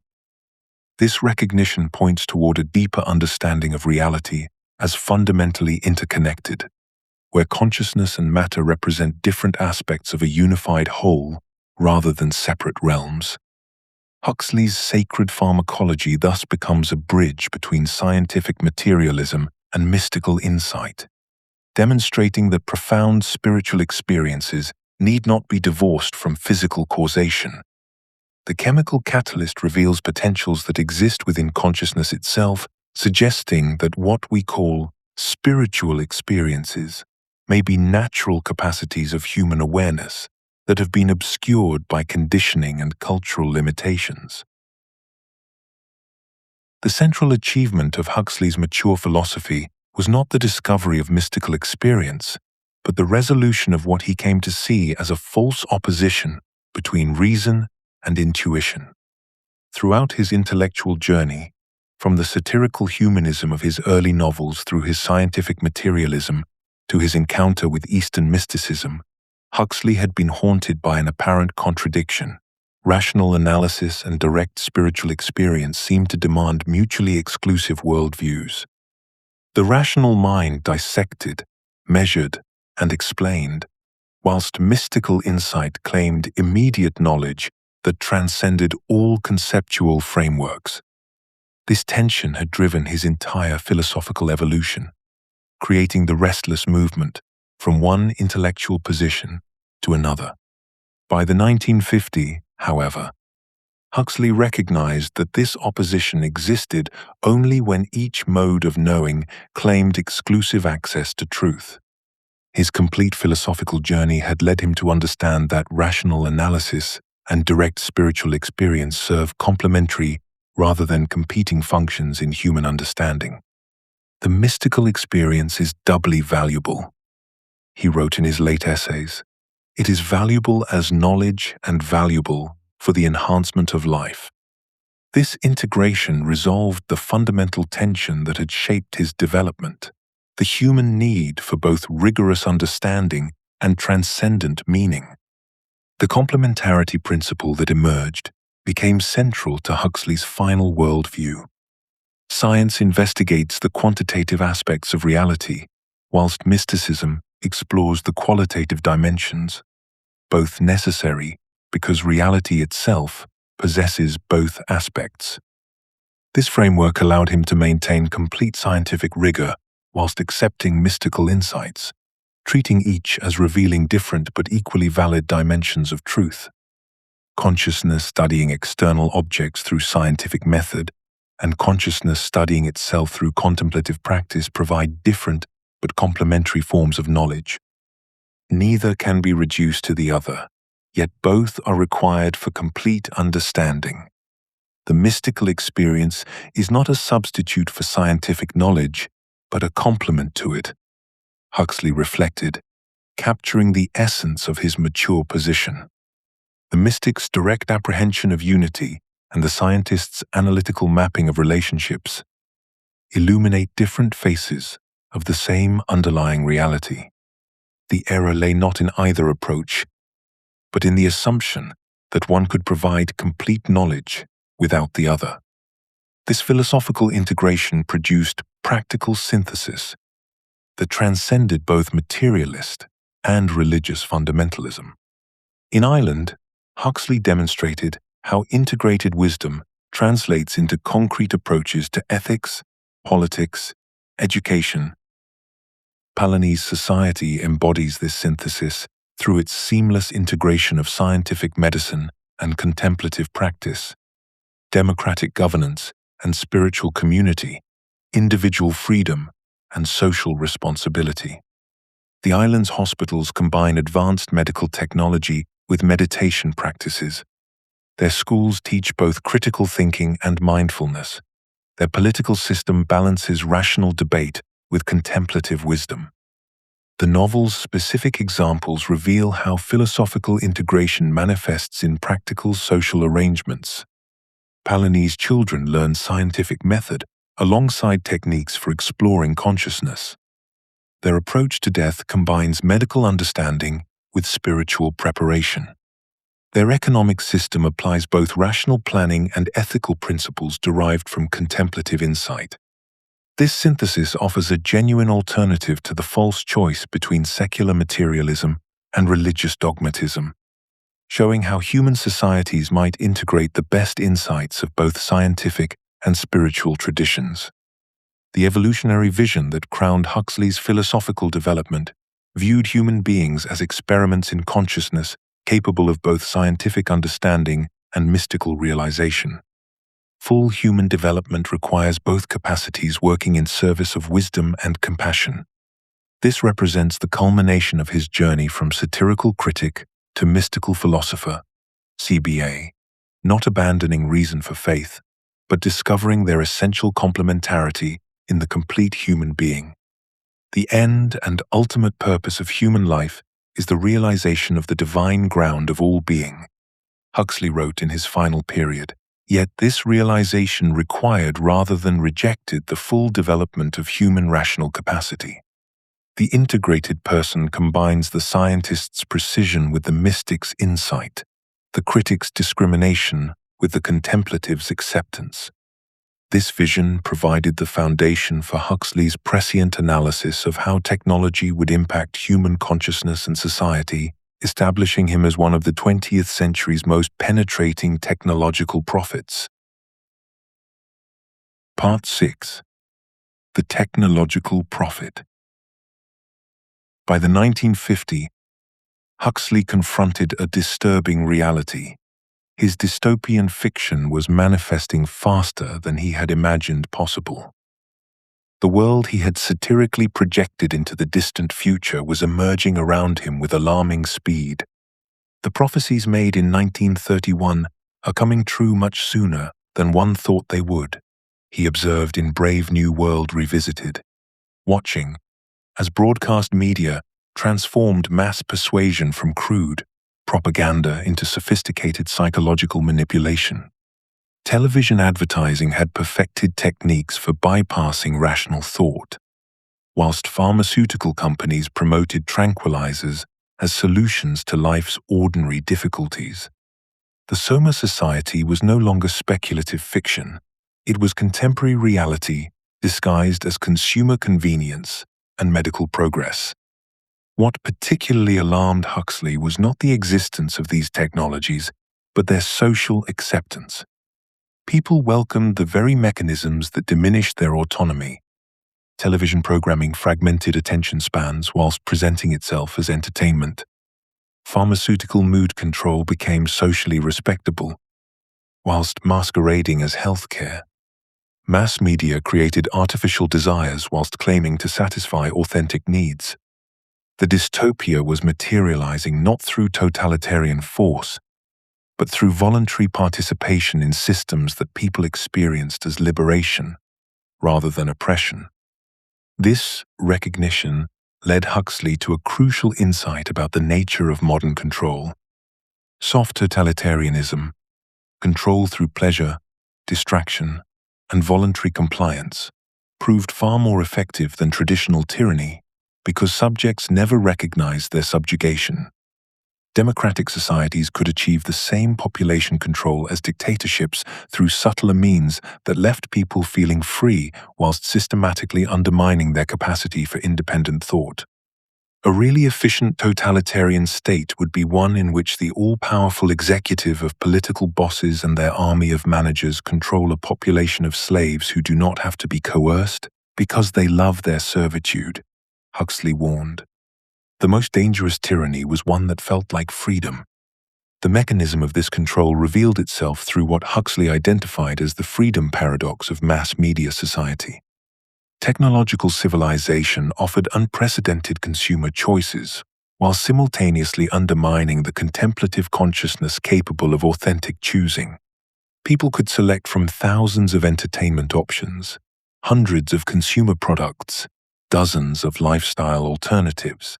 Yet, this multiplication of choices paradoxically reduced genuine freedom by fragmenting attention and preventing the sustained reflection necessary for meaningful decision-making. Constant stimulation and information overload made deep thought increasingly difficult, creating populations that were simultaneously overstimulated and underaware.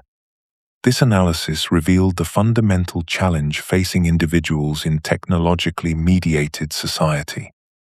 Traditional education, designed for pre-technological culture, proved inadequate for navigating mass media manipulation. People needed specific training in attention, awareness, and critical thinking to maintain genuine autonomy. Only individuals with trained consciousness could recognize manipulation embedded in entertainment and resist the subtle coercion of consumer culture. The real hopeful people are those who acknowledge that we're living in a nightmare, but are doing something about it. Huxley declared, establishing consciousness development as both personal necessity and social responsibility. Yet this technological analysis pointed toward deeper philosophical questions that demanded comprehensive response. If human beings could be so easily manipulated through their desires and distractions, what did this reveal about human nature itself? If freedom required trained awareness rather than simply legal rights, what kind of education could develop such awareness? If the greatest threats to human dignity came not from external oppression but from internal weakness, how could individuals cultivate the strength necessary for authentic existence? The nightmare of technological control was ultimately a revelation about the human condition, and addressing it required nothing less than a fundamental reconsideration of human purpose and potential. The external symptoms appeared manageable through engineering. Population growth required better family planning. Resource depletion demanded more efficient extraction. Environmental destruction called for cleaner technologies. Huxley's genius lay in recognizing these apparently separate technical problems as surface manifestations of a single underlying crisis. His integrated philosophical perspective revealed what specialists missed, that external crises stem from consciousness problems that cannot be resolved through purely external means. We are living through a crisis which is essentially spiritual, Huxley declared in The Human Situation, and therefore it cannot be dealt with by purely political and economic means. This diagnosis cut through the comfortable illusion that human problems could be solved by rearranging external circumstances whilst leaving consciousness unchanged. The environmental destruction, social conflict, and individual alienation plaguing modern civilization weren't separate issues requiring separate solutions. They were symptoms of the same fundamental confusion about human nature and purpose. Huxley traced these manifestations to their common root: humanity's loss of wisdom about what human life is for and how consciousness relates to reality. Technological power without wisdom inevitably produces destructive consequences, he argued, because it amplifies human capacity without transforming human understanding. His observation captured the essential paradox. We have learned to fly through the air like birds and swim through the water like fish, but we have not learned the simple art of living together as brothers. This deeper diagnosis revealed why conventional approaches to social problems consistently failed. Political reforms that didn't address consciousness remained superficial, rearranging symptoms rather than healing causes. Economic solutions that ignored inner development merely redistributed problems rather than resolving them. Environmental protection that left human consciousness unchanged treated effects whilst strengthening the causes that produced them. The transformation requirement that Huxley identified challenged every assumption about social change. Healing impossible without personal awakening. External reforms ineffective without consciousness development. Individuals must develop both intellectual understanding and contemplative awareness to navigate contemporary challenges effectively. This wasn't mystical escapism but practical necessity. The complexity of modern problems demanded a quality of attention and wisdom that ordinary consciousness couldn't provide. Huxley's analysis connected his mystical philosophy with urgent social concerns, showing contemplative practice as essential for effective action in the world. The person who had developed direct awareness of reality's deeper dimensions could act with wisdom rather than mere cleverness, could see connections that analytical thinking alone couldn't perceive, could respond to situations rather than merely react to them. This insight demanded an educational revolution, developing both intellectual competence and wisdom as prerequisite for navigating technological civilization's challenges. Huxley envisioned education that would combine scientific literacy with contemplative training, technical skills with ethical development, analytical thinking with direct awareness. The curriculum would cultivate not just knowledge but understanding, not just information but wisdom. The most important revolution of our time is not political or economic, but psychological, he declared. The development of a new kind of human being.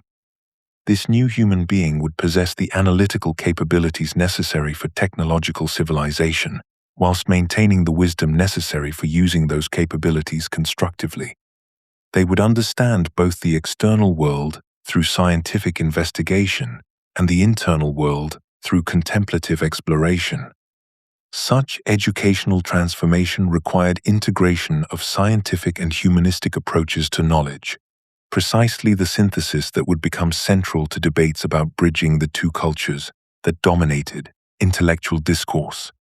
Huxley's vision pointed toward an education that would heal the artificial separation between objective knowledge and subjective understanding, between technical competence and moral wisdom, between analytical thinking and contemplative awareness. Huxley occupied a unique position in the 20th century's great intellectual divide between scientific and humanistic approaches to knowledge. Born into Britain's most distinguished scientific dynasty, his grandfather, Thomas Huxley, had been Darwin's chief advocate. His brother Julian became a leading evolutionary biologist. Yet, choosing literature as his own path, Huxley possessed intimate understanding of both worlds that most intellectuals experienced as fundamentally separate. This biographical circumstance became philosophical opportunity. He alone among major thinkers could speak with authority about the artificial nature of the division between what 100 P. Snow would later term the two cultures. The scientific picture of the world, Huxley argued, remains inadequate for the simple reason that science does not even profess to deal with experience as a whole, but only with certain aspects of it in certain contexts. Science excels at measuring external relationships, discovering quantitative patterns, predicting physical behavior. Yet, human experience encompasses far more than what scientific method can capture. The qualitative texture of consciousness, the meaning-making capacity of mind, the values that guide choice and action. Literature and art, Huxley recognized, provide access to these dimensions of reality that remain invisible to scientific investigation. The artist's business, as he put it, is to render in terms of his particular art some aspect of ultimate reality that cannot be reached through measurement alone. This division between scientific and humanistic approaches to knowledge struck Huxley as not merely unfortunate but dangerous. A civilization that develops tremendous technical power whilst remaining ignorant of consciousness, values, and meaning courts disaster. Scientific knowledge without humanistic wisdom produces the technological nightmares he had dramatized in Brave New World. Societies that can manipulate behavior but have lost understanding of what makes life worth living. Conversely, humanistic culture that remains ignorant of scientific method becomes prey to superstition, wishful thinking, and romantic delusion about both human nature and natural reality. The solution, Huxley argued, lay not in choosing between scientific and humanistic approaches, but in recognizing their complementary necessity. Different methods of investigation reveal different aspects of reality. Quantitative measurement and qualitative experience both provide valid but incomplete perspectives on the totality of existence. Scientific method discovers the external patterns within which consciousness operates. Artistic expression conveys the internal reality of consciousness itself. Neither alone suffices for complete understanding. This insight demanded educational transformation. Huxley envisioned synthesis that would combine scientific literacy with humanistic wisdom, technical competence with ethical development, analytical thinking with contemplative awareness. Rather than forcing students to choose between scientific and humanistic approaches, education should develop all human capacities. Citizens of technological civilization require both rigorous thinking and wise choosing, the ability to understand how things work and the wisdom to decide how they should be used. Such educational integration reflected Huxley's broader philosophical evolution towards synthesis of reason and intuition, analysis and direct experience. His mature position held that human flourishing requires both scientific understanding of the external world and mystical understanding of consciousness. With neither approach sufficient alone, the mystical experience, he observed, proves doubly valuable. This integration represented the culmination of his intellectual journey from satirical critic through scientific materialist to mystical philosopher, a journey that prepared him to face even life's ultimate challenge, with absolutindus calens, both intellectual honesty and spiritual openness. Part 7. The Dying Philosopher. Death presented Huxley with the ultimate philosophical problem, the absolute boundary of human experience that nonetheless might prove the most illuminating moment of consciousness. Unlike the abstract puzzles that had occupied his earlier satirical period or the behaviorist investigations of his scientific phase, death demanded the full integration of his mature philosophical synthesis. Here was a phenomenon that could be approached neither through pure rationality nor mystical intuition alone, but required the complete marriage of Western analytical precision and Eastern contemplative wisdom that had become his signature approach. The art of dying, Huxley recognized, was, in fact, the art of living. The one was the complement of the other. His mystical investigations and scientific studies had converged on a startling recognition. Conscious dying represented the ultimate test of philosophical understanding. Every insight gained through mescaline experiences, every moment of ego dissolution achieved through meditation, every intellectual breakthrough regarding the nature of consciousness, all served as preparation for this final examination. Death was not merely biological termination, but the conclusive opportunity to apply everything he had learned about the relationship between consciousness and its contents. This created what Huxley called the preparation paradox. How does one prepare for an experience that, by definition, cannot be practiced or rehearsed? The question fascinated him precisely because it demanded the kind of intellectual honesty that had driven his entire philosophical evolution.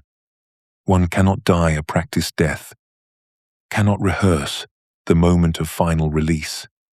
Yet Huxley discovered that every moment of ego transcendence served as training for the ultimate letting go. His daily practice became a laboratory for this preparation. Meditation sessions where identification with thoughts dissolved, contemplative reading that opened awareness beyond the boundaries of the separate self, psychedelic experiences that revealed consciousness as distinct from its contents. Each represented what he came to understand as death rehearsal. Not death of the body, but death of the ego identification that creates the illusion of separation between observer and observed, between consciousness and its contents. The spiritual life, he reflected, was a matter of dying to the ego and being reborn into a larger life. This insight transformed his understanding of what preparation for death actually meant. It was not about developing courage to face annihilation, but about recognizing through direct experience that what we typically identify as self was already constantly dying and being reborn. Thoughts arose and passed away, emotions emerged and dissolved, sensations appeared and vanished. Yet the awareness within which all this activity occurred remained constant and unchanging. This ego transcendence connection became central to Huxley's mature philosophy of conscious dying. His mystical practice had taught him to experience consciousness as the unchanging witness of changing phenomena. During meditation, he could observe thoughts without being identified with them, watch emotions without being overwhelmed by them, notice sensations without being defined by them. This capacity to maintain awareness whilst releasing identification represented, he realized, the essential skill required for conscious dying. Death, from this perspective, was simply the final dissolution of ego identification, potentially revealing the consciousness that was never born and therefore cannot die. The body would cease, thoughts would stop arising, emotions would no longer emerge, but the awareness within which all these phenomena had appeared might reveal its true nature as the dissolution occurred. This understanding transformed death from ultimate defeat into ultimate opportunity for the most profound realization possible. The bardo of dying, he noted, borrowing from Tibetan Buddhist terminology, was the most important bardo of all. Unlike the intermediate states between sleeping and waking, or between one thought and the next, the dying process offered a unique window into the fundamental nature of consciousness itself.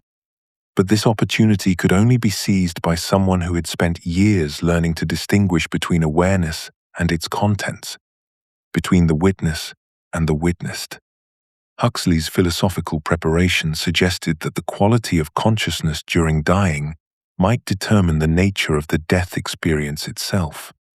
Approaching dissolution with fear and identification would create one kind of experience. Approaching it with awareness and acceptance would create something entirely different. This was not mere speculation, but the logical extension of everything he had discovered about the relationship between consciousness and experience through his mystical investigations. His entire philosophical journey, from satirical social critic through scientific materialist to mystical philosopher, had prepared him to approach his own death as the ultimate consciousness investigation. The question was no longer whether death was meaningful, but whether he could maintain the awareness necessary to learn from it as it occurred. On November 22nd, 1963, as the world reeled from the assassination of President Kennedy, Aldous Huxley lay dying in his Hollywood Hills home, approaching the ultimate mystery with the same methodical curiosity that had driven his philosophical investigations for decades. Laura Huxley, his wife, would later describe the extraordinary circumstances of his final hours.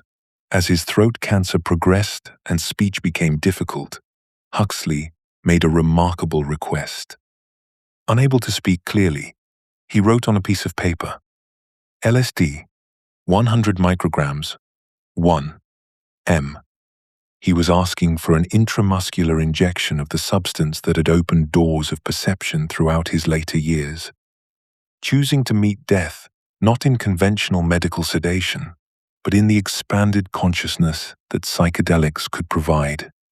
This decision represented far more than a personal preference for his final hours. It embodied the logical culmination of Huxley's lifelong investigation into the nature of consciousness and reality. Having spent years exploring how chemical substances could facilitate mystical experience and spiritual realization, he approached death as the ultimate experiment in consciousness, an opportunity for final learning rather than a defeat to be endured in fear. Laura administered the LSD twice during his final day, and Huxley died peacefully, maintaining what she described as a serene, aware presence, even as his physical form dissolved. The philosophical significance of this choice cannot be understated. Throughout his psychedelic explorations, Huxley had argued that these substances, when used within proper frameworks of preparation and intention, could help maintain consciousness during experiences that ordinarily overwhelm awareness with confusion and terror.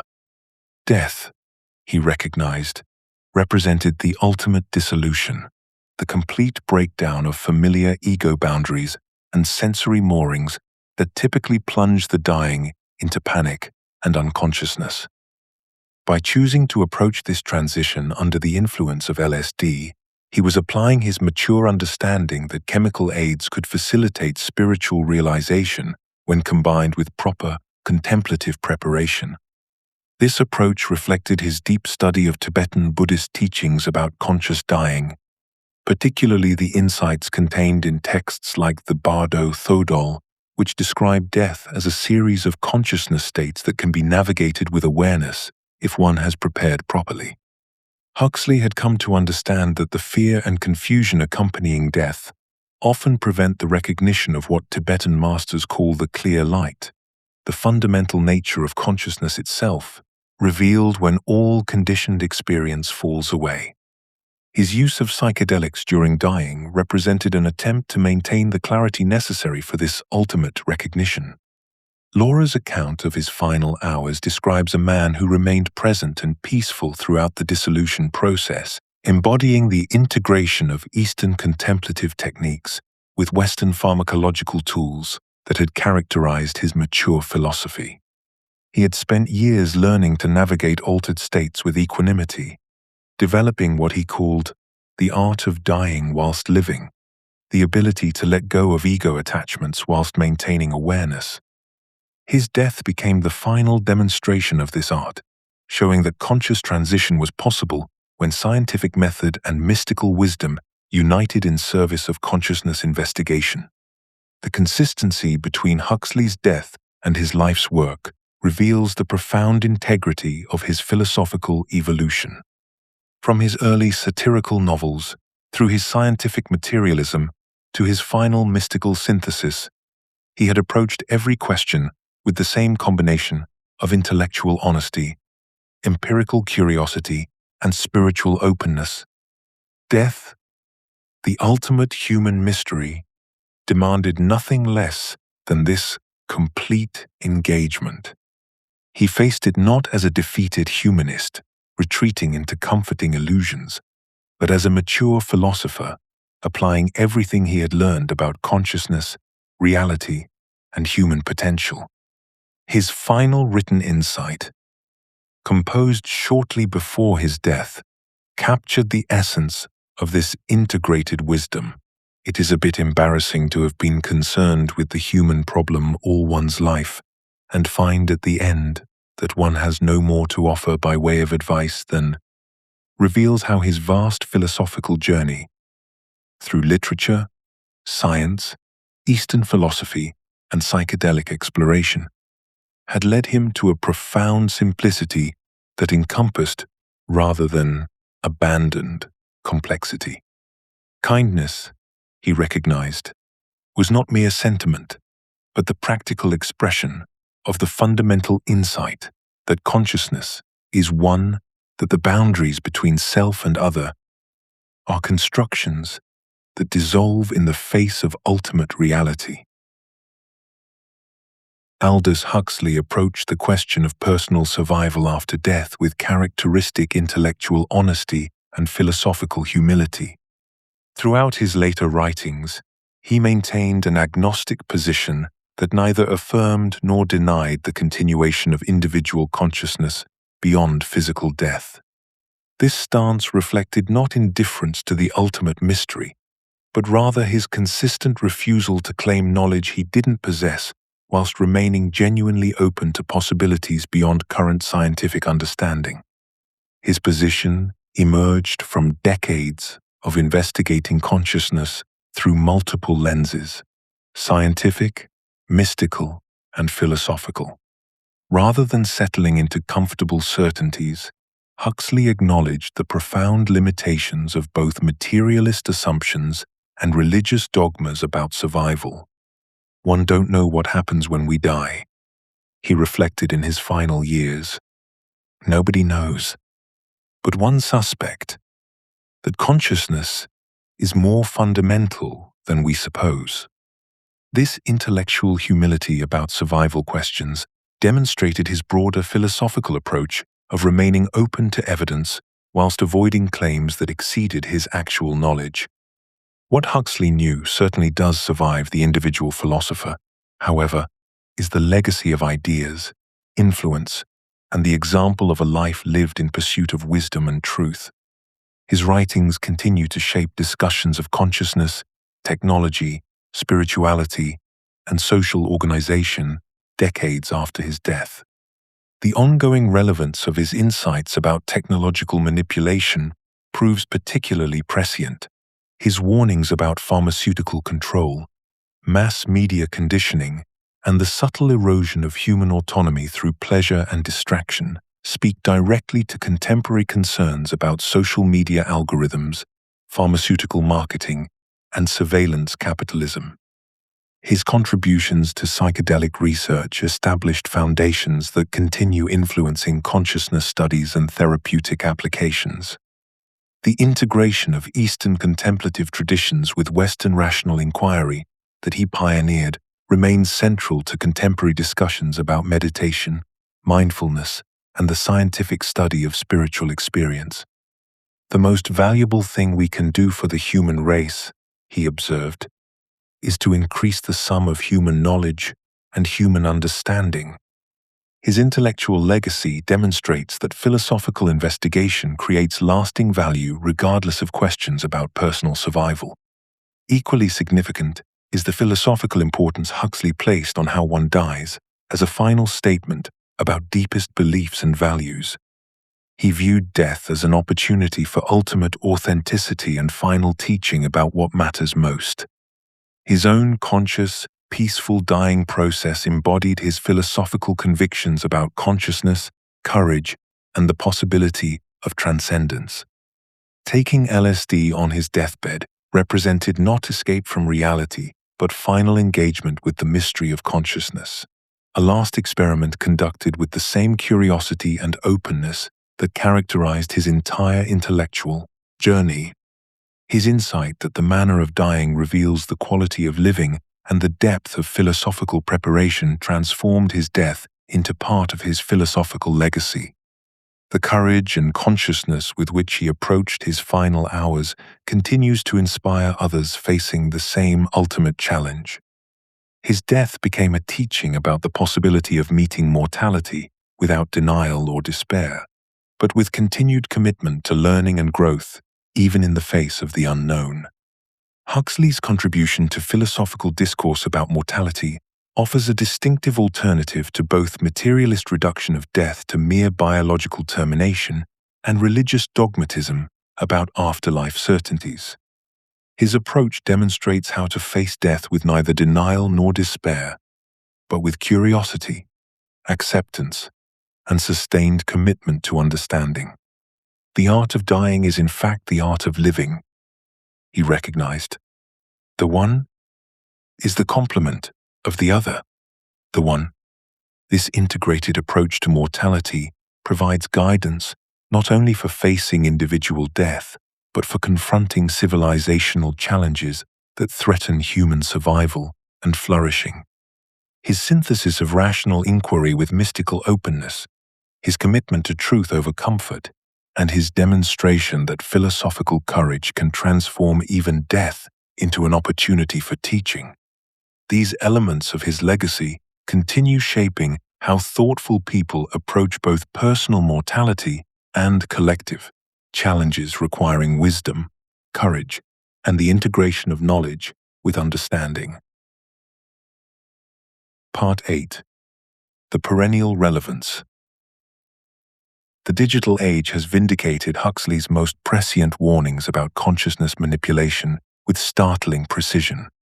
Social media algorithms and smartphone technology implement his insights about attention capture through precisely engineered distraction and dopamine reward systems, creating what he envisioned as voluntary servitude through pleasure rather than coercion. Contemporary digital platforms achieve the kind of consciousness control he warned against in Brave New World, not through force, but through our willing participation in systems designed to harvest and monetize our attention. Huxley's prophetic understanding becomes chillingly clear when we examine how these technologies operate. The endless scroll, the notification ping, the variable reward schedule of likes and comments, these mechanisms exploit the same psychological vulnerabilities he identified in his dystopian fiction. His warning resonates with uncanny accuracy. In the course of the next few decades, a great deal is going to happen. The people in charge of the centralized systems will do everything they can to increase their power over the individual. The attention economy represents precisely the soft totalitarianism he predicted, achieving control through engineered pleasure and distraction rather than overt oppression. This digital realization of consciousness manipulation operates through what Huxley understood as the fundamental vulnerability of human attention. We are creatures evolved for intermittent stimulation, yet we now inhabit environments of perpetual connectivity designed to capture and hold our awareness indefinitely. The smartphone becomes what he might have recognized as the perfect soma delivery system, a device that provides instant gratification while systematically undermining our capacity for sustained contemplation and genuine insight. The information overload paradox that Huxley anticipated has manifested with devastating clarity in our digital age. We possess unprecedented access to data whilst simultaneously experiencing fragmenting attention spans that prevent the sustained contemplation necessary for wisdom development. The multiplication of information sources and constant connectivity create not enlightenment, but confusion, distraction, and an inability to distinguish the important from the trivial. Huxley understood that access to information is not equivalent to knowledge, and knowledge is not equivalent to wisdom, a distinction that becomes crucial when information multiplies exponentially, whilst wisdom remains as rare as ever. His insight proves particularly relevant when we consider how digital technology overwhelms our natural processing capacity. The human mind evolved to handle limited information inputs, allowing for deep reflection and integration. Digital environments flood consciousness with more data than it can meaningfully process, creating what Huxley would have recognized as a crisis of discernment. We become like his characters in Brave New World, overwhelmed by stimulation, unable to think clearly, seeking constant distraction from the anxiety that meaningful reflection might produce. This overwhelming of consciousness creates what we might understand as reducing valve overload in digital environments. Huxley's theory suggested that ordinary consciousness filters out vast amounts of potential awareness to maintain functionality, but digital technology forces this filtering mechanism to work overtime. Constant connectivity overwhelms consciousness's natural capacity for selection, creating perpetual stimulation that prevents the depth of awareness necessary for genuine understanding and spiritual development. The reducing valve, under normal circumstances, allows us to focus whilst maintaining openness to subtle insights and contemplative awareness. Digital environments force this mechanism into overdrive, filtering out not just irrelevant information but the very subtlety of awareness that enables contemplative insight. Huxley recognized that consciousness requires both stimulation and rest, engagement and withdrawal, for healthy development. Always-on digital culture prevents precisely the contemplative states that his philosophy identified as essential for human flourishing. This technological assault on consciousness creates what Huxley would have understood as a spiritual emergency. We become trapped in surface awareness, unable to access the deeper dimensions of consciousness that contemplative traditions have always recognized as essential for genuine wisdom and human fulfillment. The digital environment systematically undermines the very capacities that Huxley spent his later years cultivating and exploring. Yet Huxley's philosophy also suggests the possibility of contemplative resistance. Only consciousness trained through meditation or similar practices can maintain autonomy and depth in environments designed to capture and monetize attention. His integration of Eastern contemplative practices with Western psychological understanding provides practical tools for navigating digital manipulation. The mindfulness he cultivated through years of meditation practice becomes not merely personal development, but a form of resistance against systems designed to exploit our psychological vulnerabilities. His insight proves prophetic. The spiritual life is a matter of dying to the ego and being reborn into a larger life. In digital environments that constantly reinforce ego identification through social comparison and validation seeking, contemplative practice becomes essential for maintaining psychological freedom.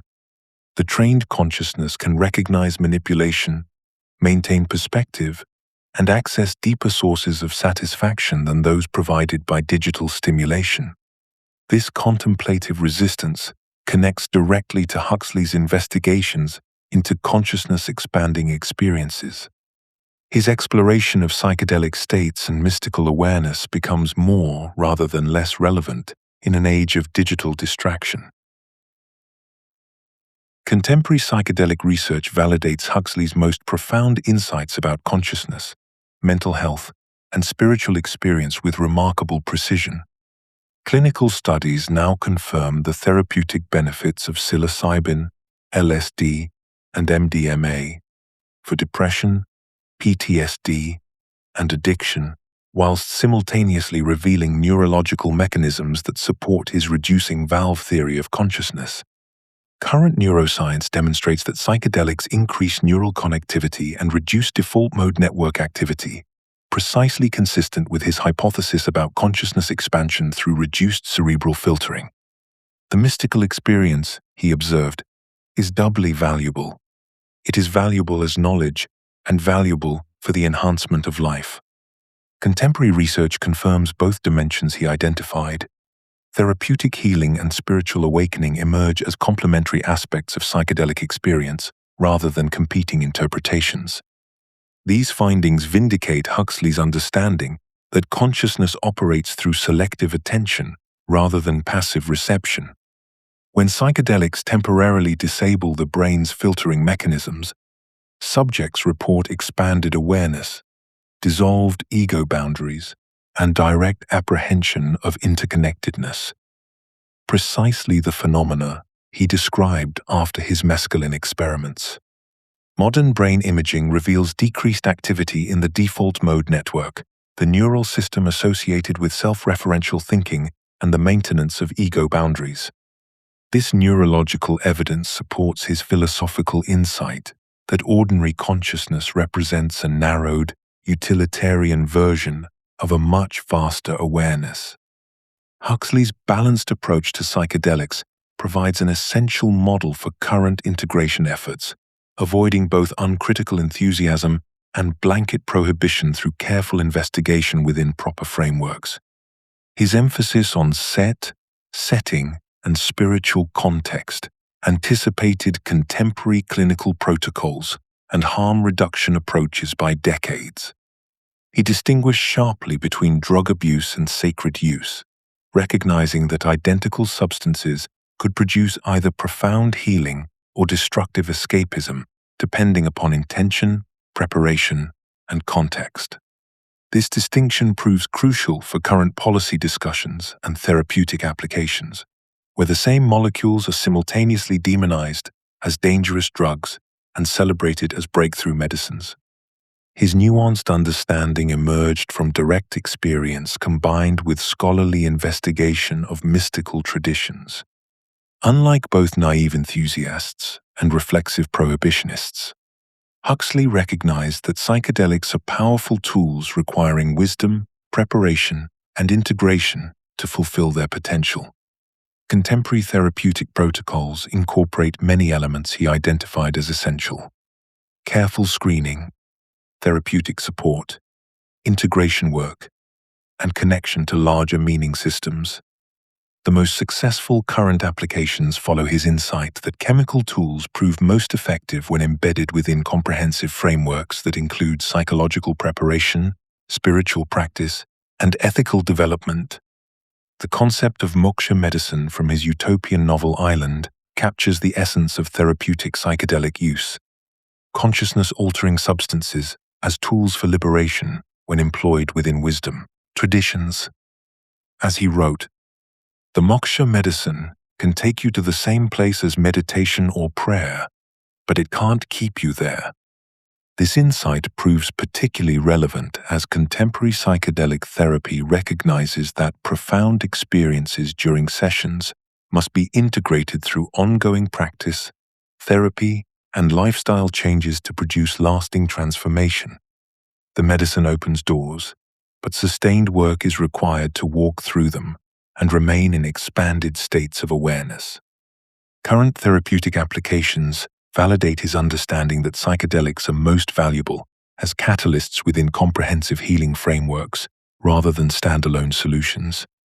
Successful treatment protocols combine chemical intervention with psychotherapy, meditation training, and community support.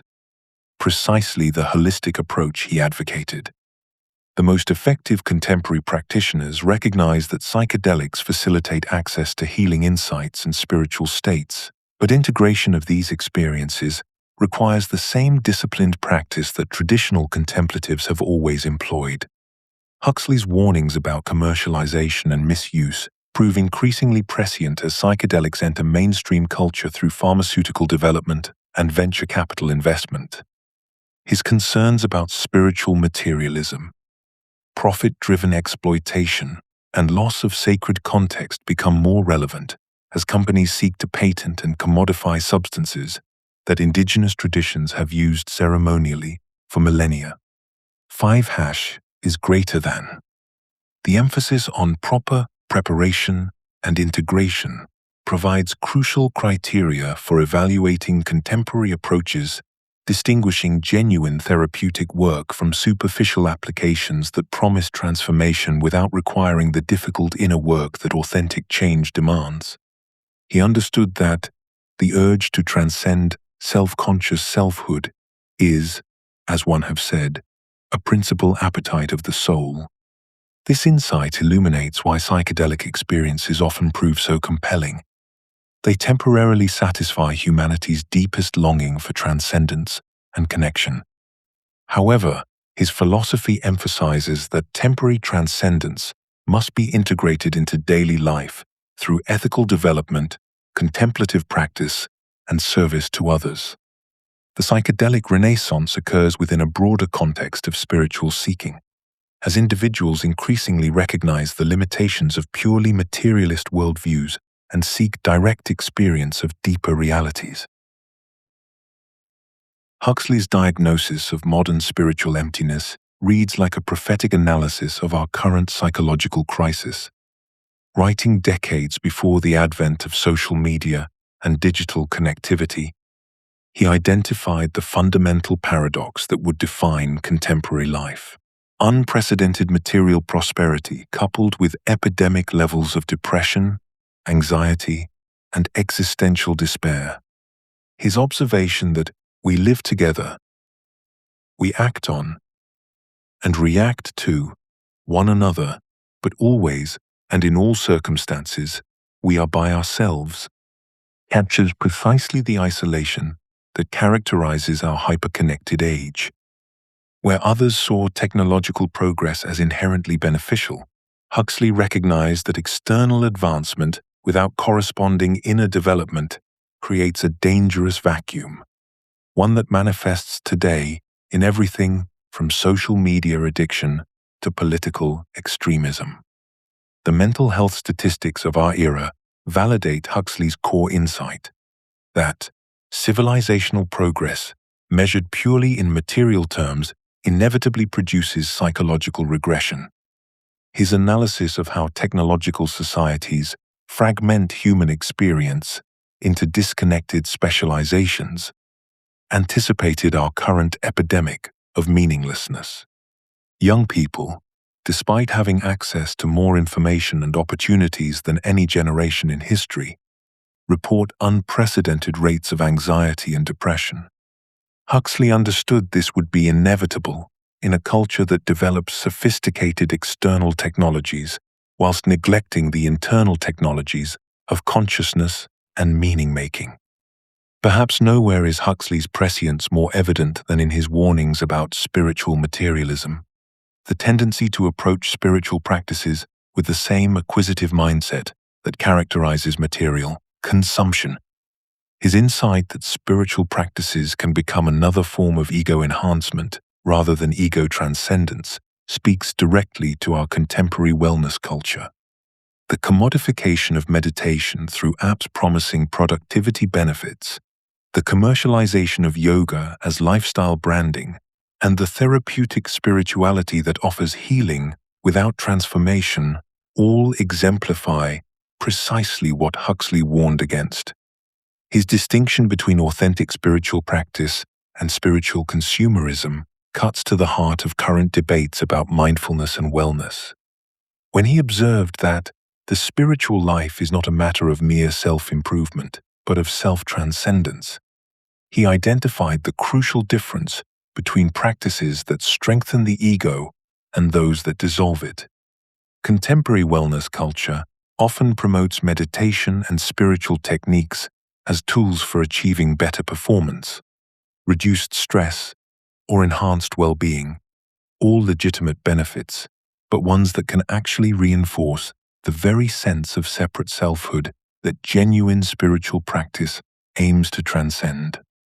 This critique extends beyond individual practice to encompass the broader cultural tendency to approach ancient wisdom traditions as consumer products. Huxley recognized that the deepest insights of contemplative traditions cannot be packaged and sold without losing their essential transformative power. The current proliferation of spiritual teachers, retreats, and practices marketed as solutions to modern problems often exemplifies exactly the kind of spiritual materialism he warned against.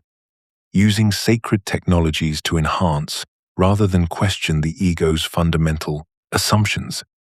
Yet Huxley's analysis remains constructive rather than merely critical.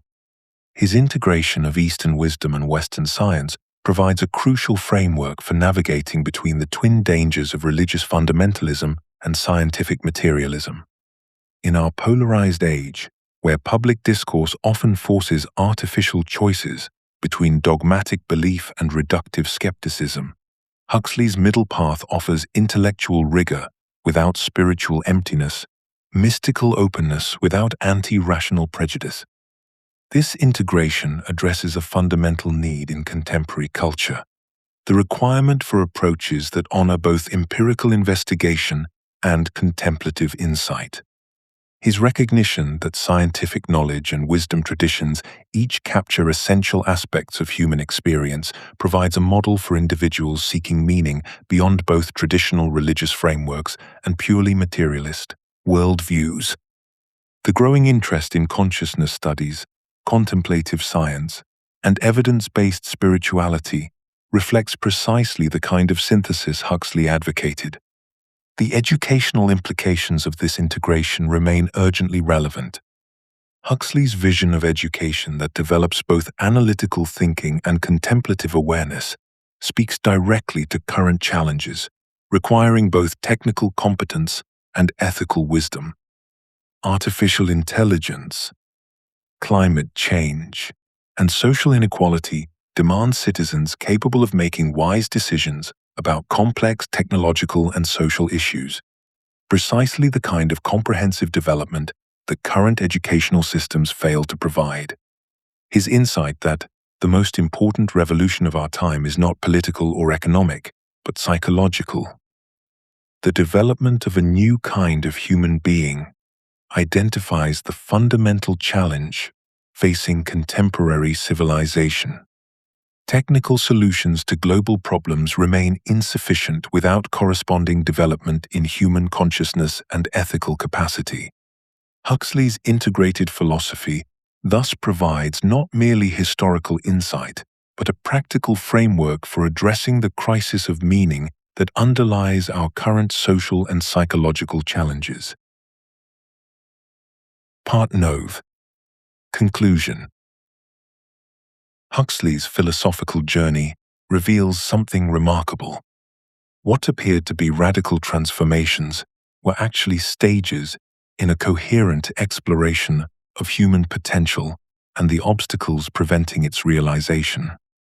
From his early satirical dissection of post-war disillusionment, through his scientific investigation of behavior, to his final embrace of mystical transcendence, each phase built logically on insights gained from the previous, whilst addressing problems that earlier approaches could not resolve. His evolution followed the logic of philosophical necessity rather than arbitrary conversion, driven by recognition of limitations and discovery of more comprehensive approaches to understanding consciousness and reality. One remain an agnostic who aspires to be a Gnostic, Huxley reflected in his later years, but a Gnostic only on the mystical level, a Gnostic without symbols, cosmologies, or a pantheon. This statement captures the essence of his mature position, maintaining intellectual honesty about the limits of conceptual knowledge whilst remaining open to direct spiritual experience. His journey from satirical humanist to mystical philosopher represents not contradiction but development, each transformation revealing deeper layers of the same fundamental concern with human flourishing and conscious evolution. Huxley's unique contribution to philosophy lies in demonstrating how scientific rigor and mystical insight can be integrated rather than opposed, providing a model for post-materialist worldview that maintains intellectual honesty whilst accepting transcendent dimensions of experience. His approach offers an alternative to both religious dogmatism and scientific reductionism by treating rational analysis and direct spiritual experience as valid but incomplete approaches to truth. Consciousness studying external objects through science and consciousness studying itself through mysticism provide complementary rather than competing forms of knowledge. The mystical experience is not a substitute for scientific knowledge, but a complement to it, he observed, establishing how this integration provides foundation for addressing contemporary challenges that require both technical competence and wisdom.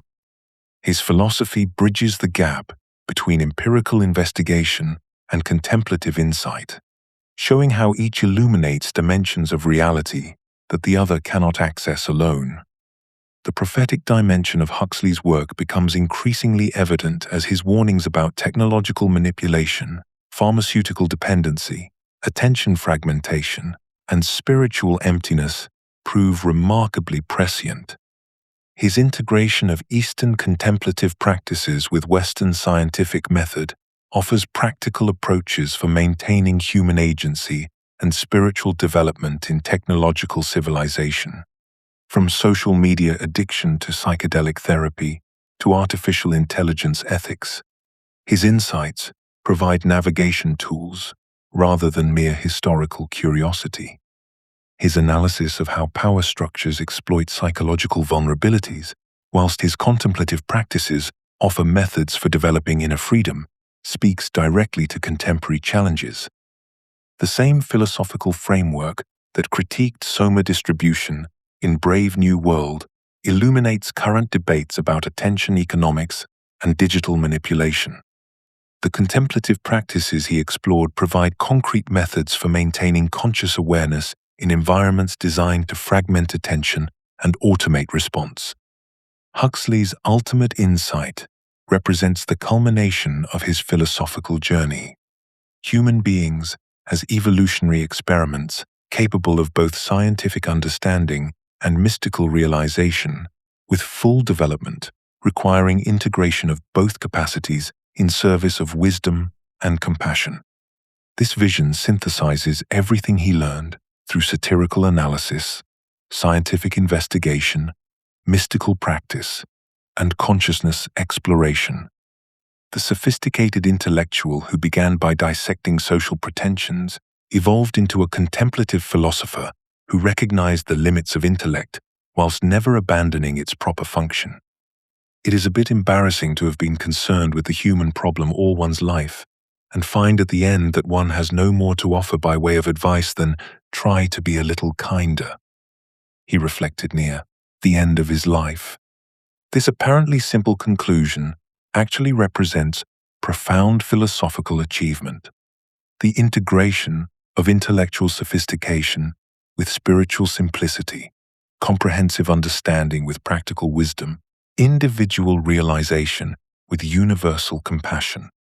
His lasting relevance lies not in any particular doctrine, but in the model he provides for maintaining both rigorous thinking and spiritual openness in service of human flourishing and conscious evolution. In an age when specialization often fragments understanding and technological power outpaces wisdom, Huxley's integration of scientific method, artistic sensitivity, and contemplative insight offers a path toward more complete human development. His philosophy demonstrates that the choice between reason and transcendence is false. Mature consciousness requires both, integrated in service of deeper understanding and more compassionate action.